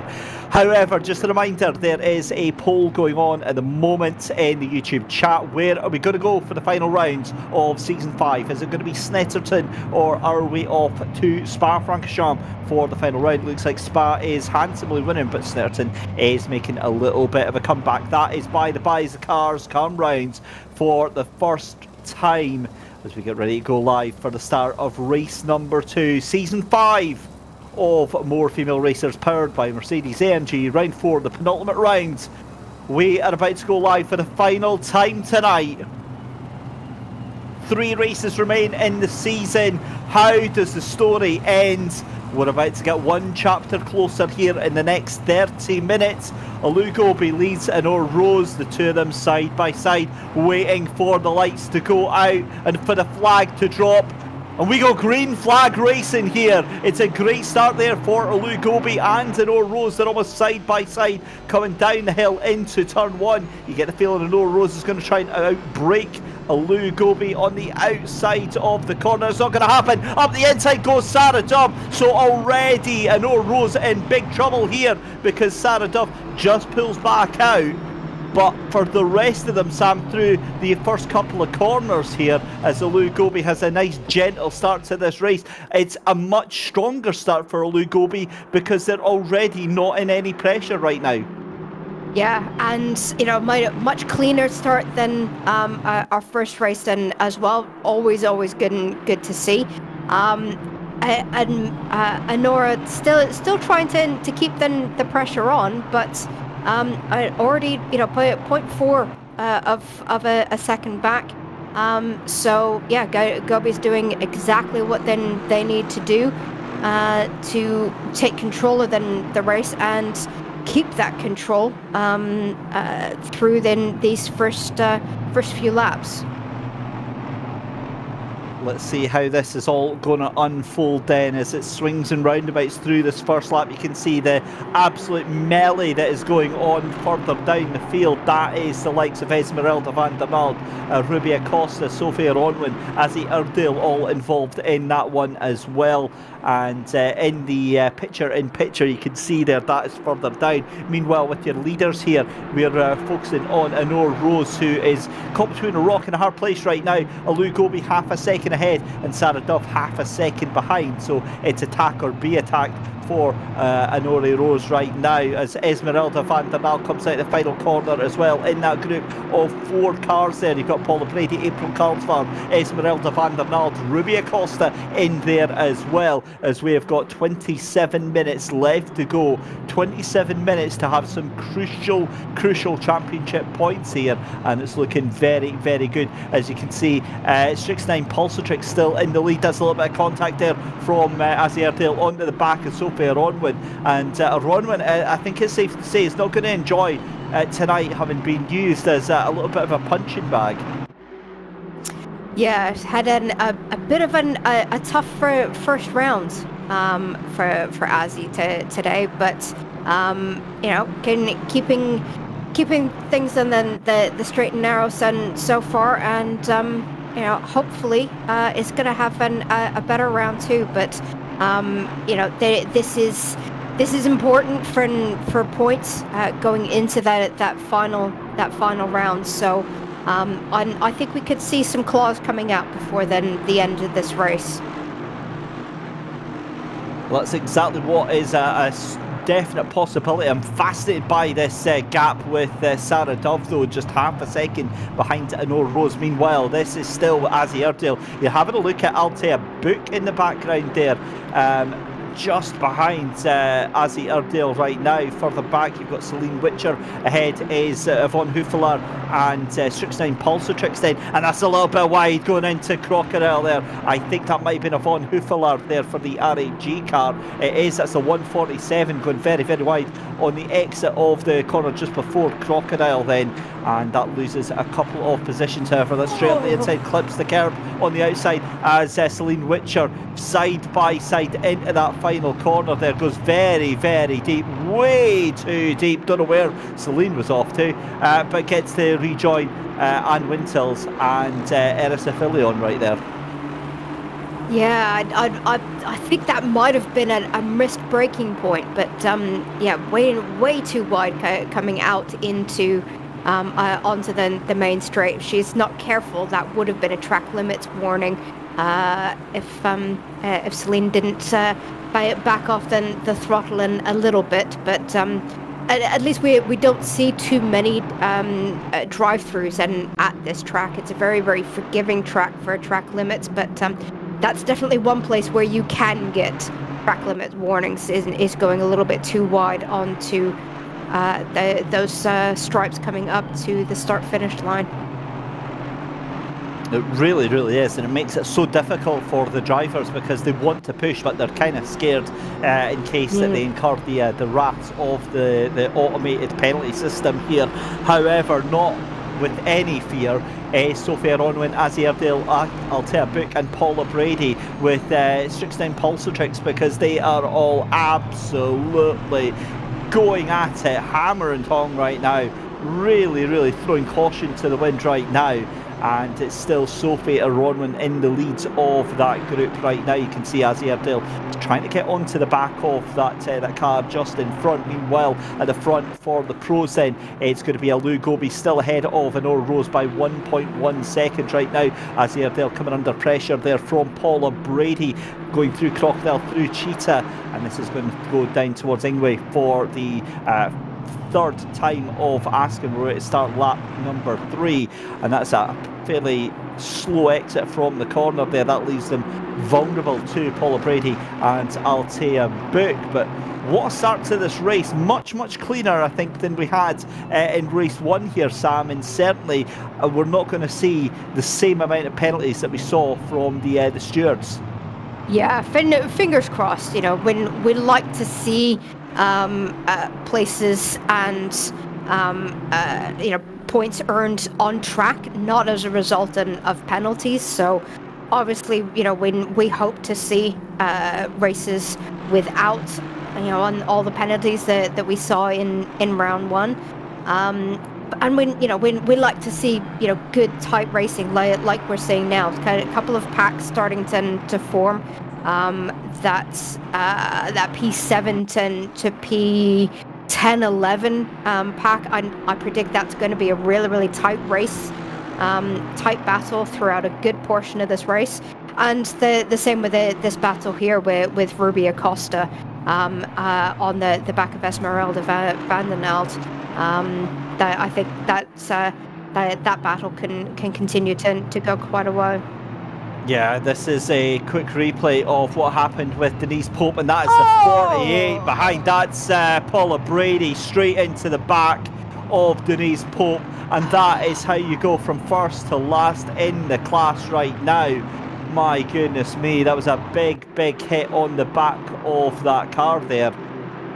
Oh, you hate to see it, Sam. I do, and especially for Denise Pope. I'm such a big fan of Denise. I mean, all the work that she's put in, building Wild Things Racing. I see her race, you know, quite a lot. So in this championship, she also competes in my SimSport Racing championship and as well. And you know, I'd love to see her doing well, but she just gets you know, caught up in incidences. A lot of the time, not of her making. Sometimes they are, but you know, it's just a shame. Then that's ending up at the back of the pack for an incident. It's painful, but Denise, she always keeps going. It really is, but talking of incidents, there's a couple to bring you up to speed with. The incident between the 99 and the 205, that's Roberta Leska and Aleta Indriani. That was a racing incident. You can see on your screen there the incident between the 81 and the 2.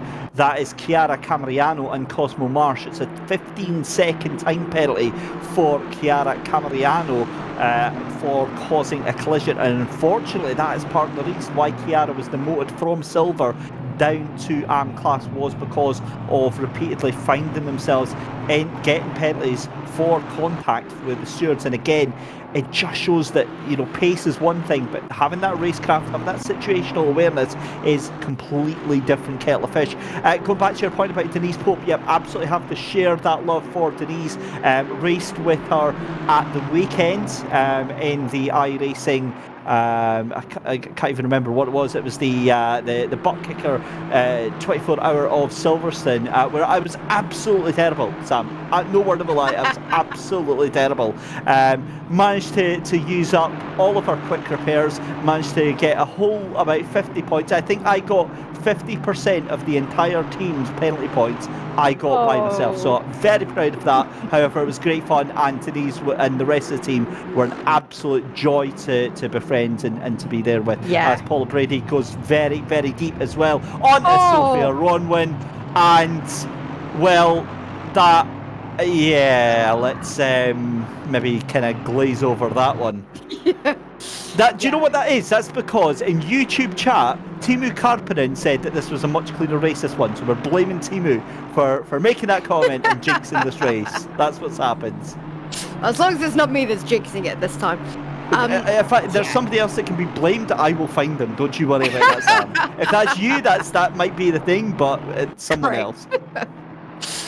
Yeah, I mean, it's it's actually something that the Strixnine mentioned in their interview in the break, and I was sitting here the entire time that Strixnine was talking about this, just so excited and wiggling in my seat. It's great to hear that drivers understanding the difference between being quick and then being a good racer, and everything that Strixnine was saying about having that situational awareness and learning that braking points are not the same in a race as they are on a hot lap, and what she was saying about treating it like clipping points in drifting. I think that's a brilliant analogy that other cars, you get close to them, but the point is not to hit them, and it's really important to understand that it's a two-way street. You're not a mind reader. You don't know what that other car is going to do, so you have to give them that little bit more room, pull your braking point back, and a meter or two when you're close to another car. I was just so excited to hear Strixnine talk about that and have the awareness to know that that's something that they need to work on, and that they're actively working on it. It just fills my heart with glee. I was just so excited to hear that. But it is such a nice thing, though. That's the thing. And as commentators, that's the thing. When you're working on a championship over the season, you get attached to these drivers. You see the same names race after race after race, and some of them you'll maybe even not talk to some of them, but you still feel like you know them very well. It's a weird relationship we have as commentators with these drivers. Just bring you up to speed. Paula Brady getting a 10-second penalty. Now that was for the initial contact with the 79 of Denise Pope. I've got no doubt that that's going to be another 10-second penalty for that contact with Sophie Aronwin. So it'll be very interesting to see where Paula Brady actually finishes, because at the moment it's on track for finishing at the back of the field. Yeah, and it's it can sometimes happen that you get yourself involved in an incident, and for whatever reason, whether it's the typical driver's red mist, or you just get flustered and you just het up, that quite often you end up suddenly finding yourself in another incident straight after, and it can be really disheartening, but you've just got to brush it off, say, okay, fine, I've had my slap on the wrist. Let's just calm down and and get back to racing. So yeah, it's tough. Talking of racing here, Sam, this is a feisty little battle going on here. I'll tell you, Book and Strixnine Pulsatrix just knocking each other about here. This is awesome stuff. They're not actually in class, but they're fighting for the final spot in the top 10 right now. So this is awesome little fight going on here. I think they'll be happy enough to fight away. But the thing is that Pulsatrix is in the lead of their class right now. Surely, Sam, you've got to have one eye thinking, well, do I really need to have this fight right now? Do I want to put myself in harm's way? As Anne Wintels looks like a way to make a move on Celine Witcher just behind as well. So Celine Witcher under real pressure right now as well.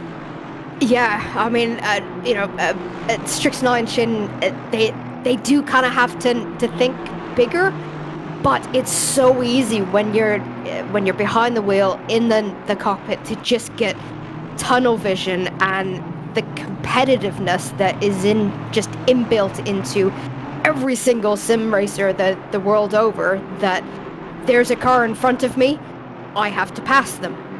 There's a position that I can get, I've got to get that position.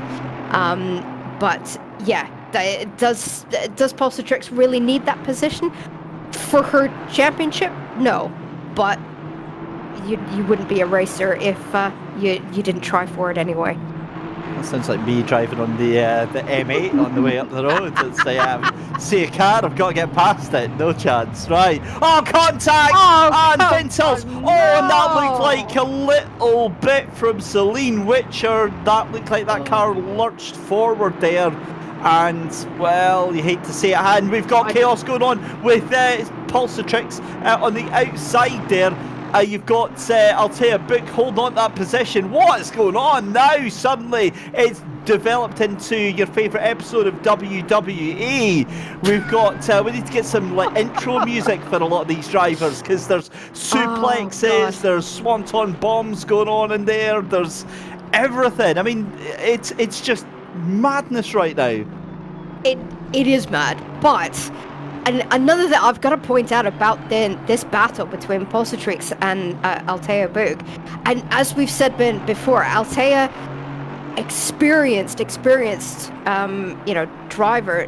Altea's been in more female racers since the first season out.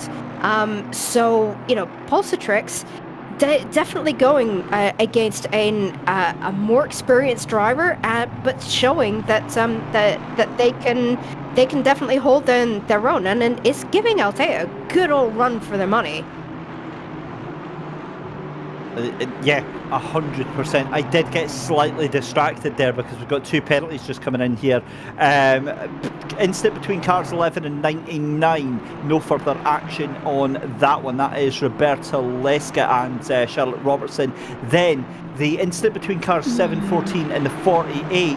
That's Paula Brady and Sophia Ronwin. That's a 15-second penalty for Paula Brady. So that is, that is literally going to be on P21 for Paula Brady. And you've got to say, unless it was a case of missing the braking points, I just don't see where you were ever going to get a move on the inside of those corners there. However, it is what it is, and almost certainly there's going to be stewards looking at that incident there with the Anne battle and Celine Witcher and Anne Vintels, and Anne dropping all the way down to P20 as well. Be very interested to see the telemetry from both those cars after it, because the way that car from Celine Witcher rolled, the brakes are obviously going to have very little effect when the car's getting thrown sideways, but it was just such a strange incident. It was strange, but cars facing sideways, you've gotten hit really quite hard. There's going to be a lot of momentum and kinetic energy going on there. I would want to see replays and onboards before I wade into that too much. But then you're right. It did look a bit odd. Anyway, we'll pull that one back. Yes. Yeah, it's to clarify, it's up the inside. Strickstein straight off into the grass there, gets that car under. That is the best possible outcome for that situation there, because they tried to send it up the inside there. They were there was no room, and they were onto the grass, so that car was always going to be in trouble there. However, very lucky not to go into the wall. So locking the tires, absolutely you can take that, because there's no damage to the car. Dust yourself off and keep going on the way there. Now, the way that the rules are worded is that you're not required to hold the brakes. It's not specifically that you have to hold the brakes. It's just worded so that the driver has to be in control of the situation, or react reasonably for the situation. That's what the stewards will be looking for in that one. But from your wording of it, Sam, I think that we're both kind of seeing the same thing, seeing the same outcome from that situation. So we're not going to say it, but we'll see what happens on that one. And the thing is look, at the end of the day, Celine shouldn't be having to be put into that situation. That contact shouldn't have happened. But it's sim racing. Drivers are always going to try and send it where that's possible. Yeah, and it is a case of, as you develop as a sim driver, is to try and figure out, what are the lunges that are worth going for, and what are the moves that are just not going to come off in a month of Sundays, and it's better for you to just bide your time and wait for the position to come. But yeah, it's difficult.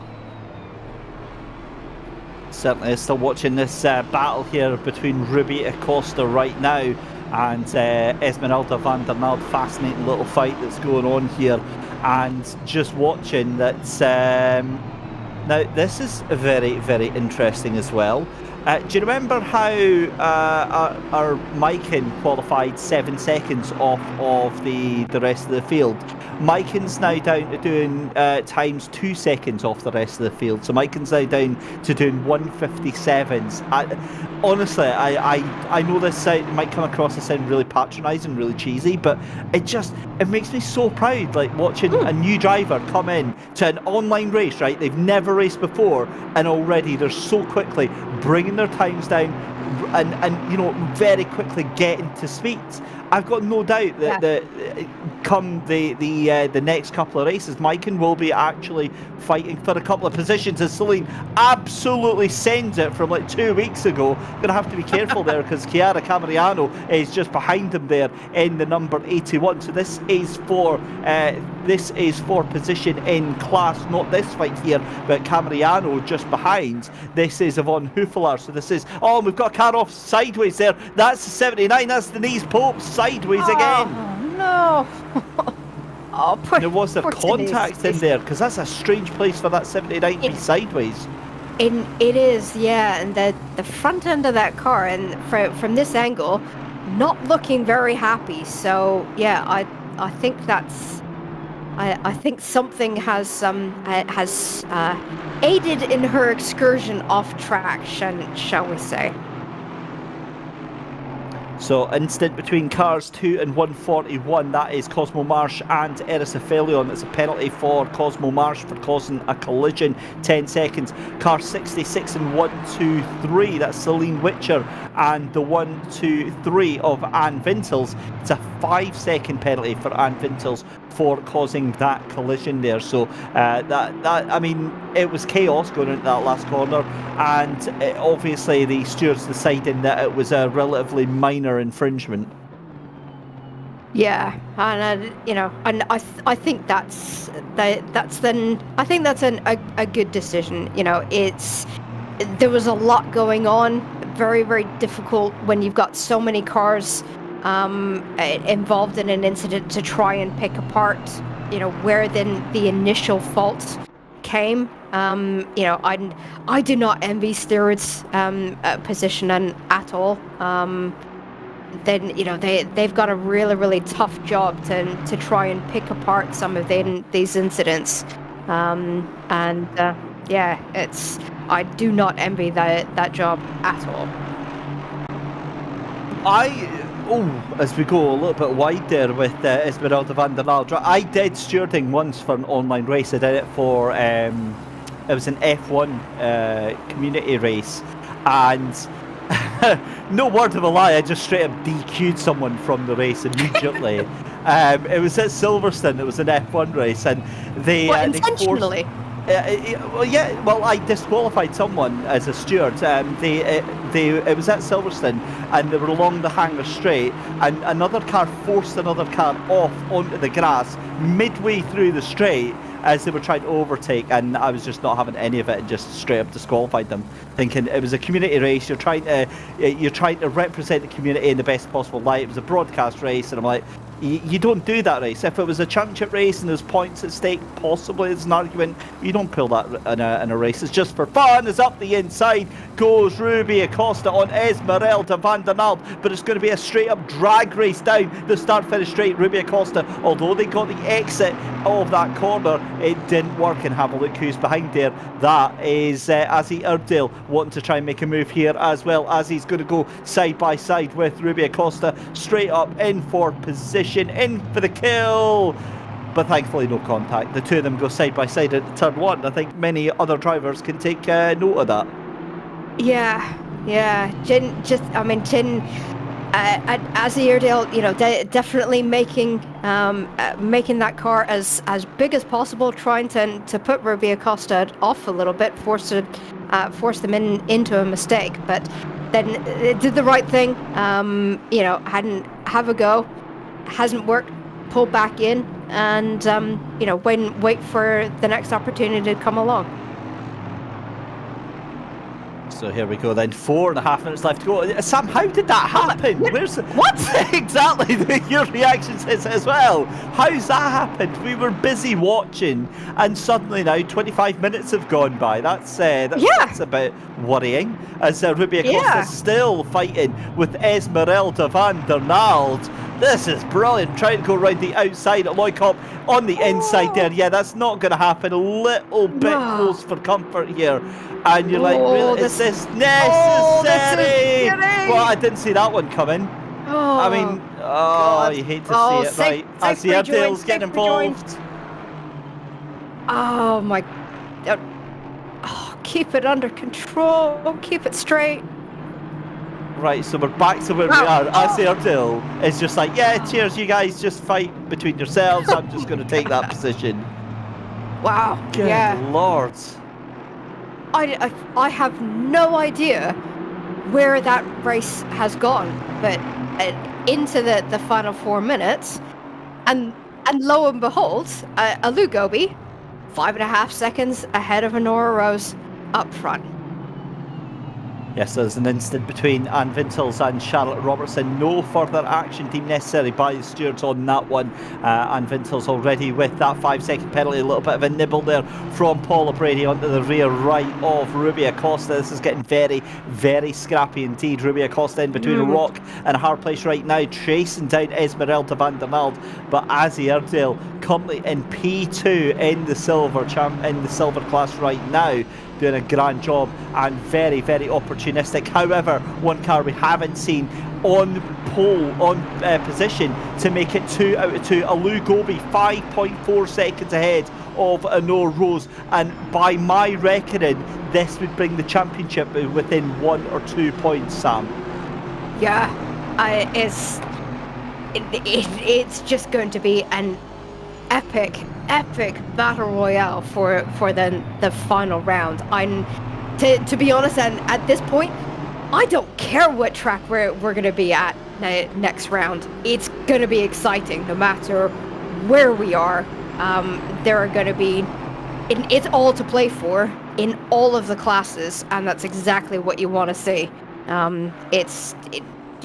You've got to be here in 2 weeks' time, no matter what your diary looks like, no matter where you are, what you're doing. Tune in and watch this, because it is going to be epic.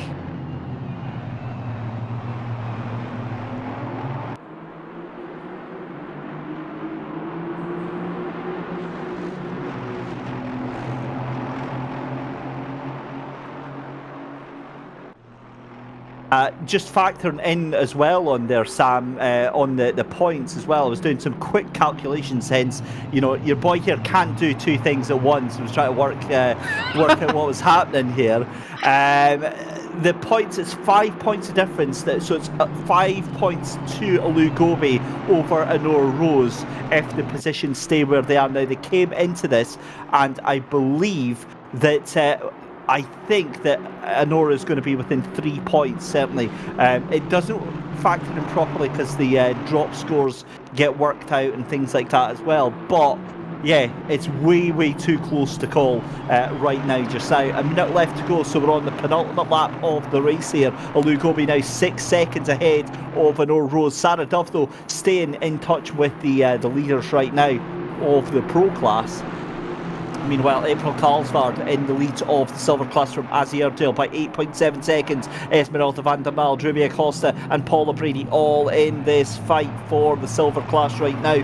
It's going to be another win potentially for Strix9 Pulsatrix, with Celine Witcher in second and Chiara Camariano look to have had a decent return, but it's actually going to be Roberta Leska, would you believe it, who is going to take third place in the AM Championship.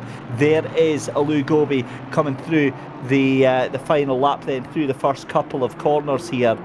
What a race, Sam, this has been for Alu, and what a round this has been.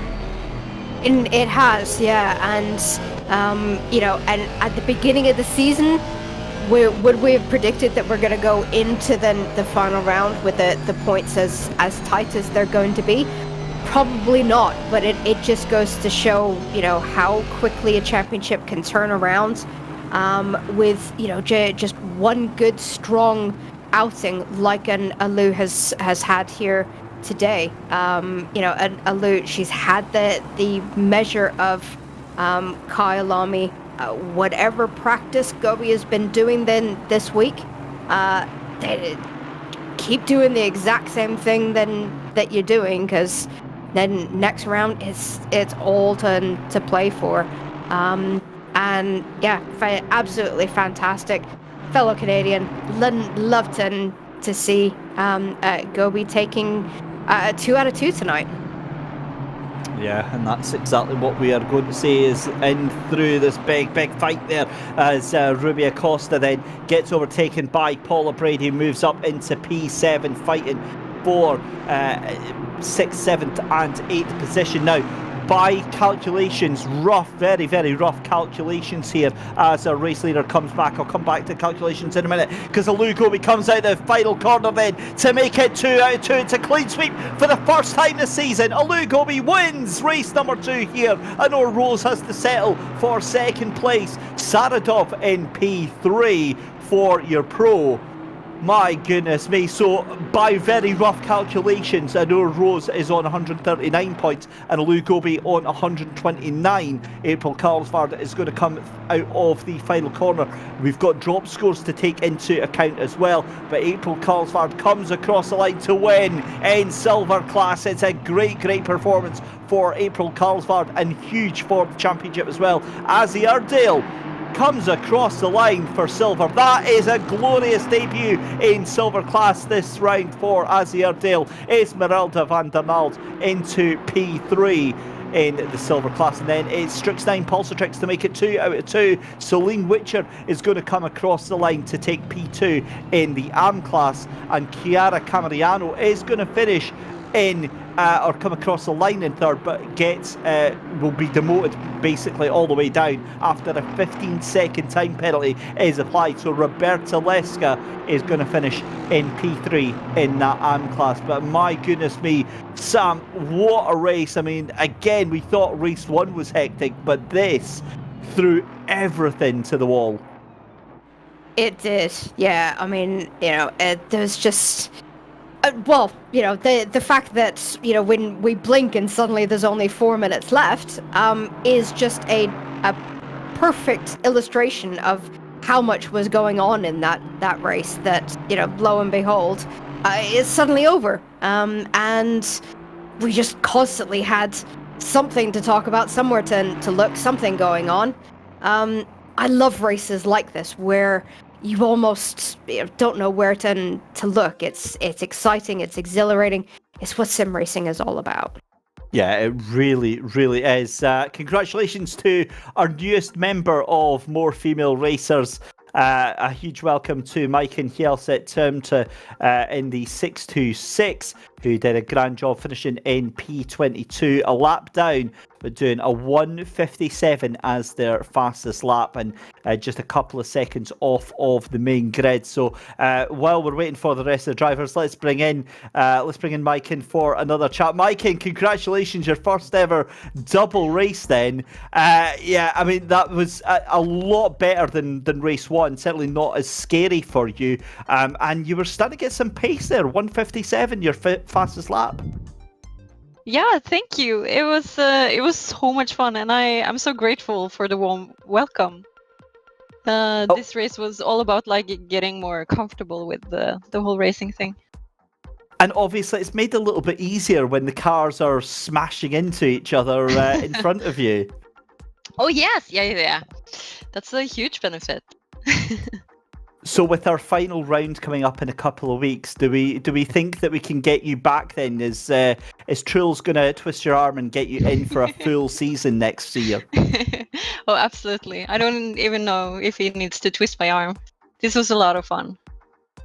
And obviously your first ever online race. I mean, for those that are maybe looking at this and have never done an online race, what would you say to them? Try it. I mean, it's always fun to try new stuff, and yeah, you never lose anything if you try. It's no big deal, and it's super fun. Well, Mike, and thank you so much for making our night an absolute joy tonight. We cannot wait to see you back out in 2 weeks' time. And yeah, best of luck. Oh, thank you so much. There we go then. Mike and Hjelset Timse there joining us on our brand new debut into sim racing. And yeah, Sam, that makes it all worth it, does it? Does. You can just hear the excitement in Maiken's voice. It's great. It's the reason why championships like this exist, and it's just lovely to see that when we're having this sort of impact on drivers, giving them an opportunity to try this out, and for them to enjoy it just so much. You can hear that it really doesn't matter. Where she finished, she thoroughly enjoyed that, and it's fantastic to see, and just such a joy to watch. Awesome stuff. Well, listen, let's get cracking on with our final interviews of the evening then. Let's have a chat with Strixstein Pulsatrix then. A second win of the evening. Strixstein, this is becoming a bit of a habit, you coming in here after winning in rather fairly dominant fashion. I mean, I guess so, yeah. Like I said, it was just like, I had the pace. It was just matching my racecraft to my pace. That was all I needed to do, and now we're seeing results. And obviously, moving forward to the last rounds in a couple of weeks' time, what would you prefer? Would you prefer Snetterton or Spa? What's your preference? That's a hard one because Spa is a personal favorite. I did my first endurance sim race at Spa-Francorchamps, but Snetterton is also a very fun track. I know there's a lot of people who feel that it is divisive, to say the least, but I feel like it's a very underrated track. Not a lot of appreciation is given to it, so it'd be kind of nice to run that next round. Some stuff. Well, listen, we've got quite a few interviews to get through tonight, Strix9, so thanks very much for your time. Congratulations on a double win. I mean, that is a fairly resounding entry into the season, and makes up for the rubbish effort on the first one. Oh yeah, absolutely. Very proud of my effort here, and yeah, next round we'll have another one. Excellent stuff. Well, congratulations, Strix9. Pulsatrix joining us there from the AM class. Let's head over and chat to our silver class winner, April Carlsvard. April, a very good evening. Some much needed points for the championship fight there. Yeah, I suppose so. I'm honestly just in a good mood, having a lot of fun. Really tense chase. Like a really exciting battle as well between second, third, and fourth as well. So well done to them for, I guess, putting on a good show. I mean, it must have been good looking at that gap. And obviously, race one, yeah, it's safe to say you were in the middle of everything that was going on. How wild was that first race? That first race, I'll be honest, I think I messed it up a little bit. I made 2 unforced errors and also had the issue with Esmeralda. Got a bit of a disagreement as well, but we've spoken about that. Happy to agree to disagree. All friends. Happy there. Good racing. Yeah. Difficult race one. So I feel lucky to have a podium for it because Jenny definitely deserved to win that race. She was so quick out the gate. So hopefully next time we can keep her with us all the way through to the end. Hope you get well soon, Jenny. Yeah, that's sentiment echoed from ourselves here. And just finally, April, our next race, we're about to close the vote very shortly. Spa or Snetterton? What's your vote? For me, it's got to be Spa. It's a classic. I love that track. Excellent stuff. Well, listen, good luck on our next round in a couple of weeks' time, and we'll see you out there, April. One more thing, actually. Just want to say congrats to Mike as well for finishing both races. This is a really tough track. So exactly. Surviving this track is honestly an achievement. Well done. Absolutely. We're 100% behind you on that one, April. We're Mike and cheerleaders up here in the commentary box. Well, listen, thanks very much for joining us. Sorry we've got to be so quick. We've got to get through to Alu, so best of luck in 2 weeks' time. All good. Thank you. Bye. Good night. There we go. April Karlsvard then, winner of the silver class. Let's bring in Alu Gobi then and have a chat with our pro class winner. 2 out of 2 for you, Alu. And, well, that was just an amazing, amazing race. Thanks so much, David. Yeah, my favorite part of that was putting it on pole. Sometimes I was scaring myself with the pace, but I'm glad I was able to bring it home. Now, the pace that you had compared to Anor was just something else tonight. I mean, qualifying was ridiculous, about 1.2 seconds ahead of the rest of the field there. But again, with the final round coming up in 2 weeks' time, it's so close. It's about maybe 8 points between you at the top of the championship. You must be really, really looking forward to getting your teeth into this. I've definitely left it late. I wish I hadn't, but you know, what's a show without a fight? I've been smelling in the nicest way possible. I've been smelling the blood in the water for quite a while, so I was really happy to be able to put down the pace this time. So, yeah, you can count on me to try my best to do it again. I'd like to dedicate this one to my co-driver, my co-engineer, Seb. He's been my partner in crime since the beginning, so shout out to them, and of course the lads. They've been a pleasure to work with. And, you know, just a couple of things before you go, Lou. Firstly, I mean, obviously, absolutely about the making it dramatic. You know, what's the season without adding a little bit of spice towards the end of the season? But talking of that final race, Snetterton and Spa was the public vote. What would your vote be for the 2 tracks? Oh, I think Spa would be a great place to have a really nice race. I think come December it's going to be busy time, so wherever is most familiar, which happens to be Spa, yeah, this late in the season, it's definitely a great place to close it out. Excellent stuff. Well, Lulu, congratulations on the double win tonight. Thanks for coming and chatting to us, and we can't wait to see you back out there in a couple of weeks' time. Thank you, David. See you.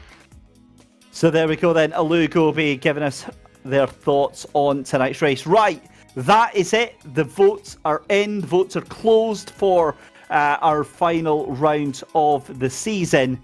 And I can tell you that we are going to Belgium. We are going to Spa-Francorchamps for the final round of Season 5 of More Female Racers, powered by Mercedes-AMG. Thoughts on that one, Sam Pearce? Oh my God, where on earth do I start? I mean, it's just such an exciting race. The fact that we're going to such an iconic track for the final round, going into that final round with so many of the class championships, still completely open for who's going to win, and yeah, it's just been a really, really exciting night. I've been hardly able to keep up with it. Gonna take me a bit of time to process all of that, but loving those fighting words from Alu Gobi there in her interview, smelling the blood in the water, and yeah, just looking forward to her taking then the fight to Anora in that final round. It's going to be amazing.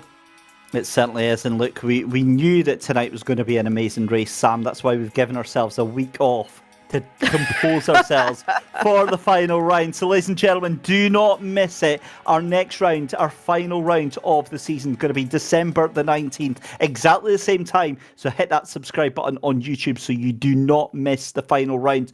But a huge thank you to Sam Pearce joining myself, David Christie, here in the commentary box. A huge thank you to our production team behind the scenes, as always, for the job that they do, of Daniel Costello and Michael Hamlet. A huge thank you to all our female drivers out there tonight on track, and most importantly, thank you to you at home for watching. We're going to head off into the sunset now. We will join you again in 2 weeks' time, where we head to Spa-Francorchamps for the final round of Season 5 of More Female Racers, powered by Mercedes-AMG. Until then, take care of yourselves, and we'll see you very soon.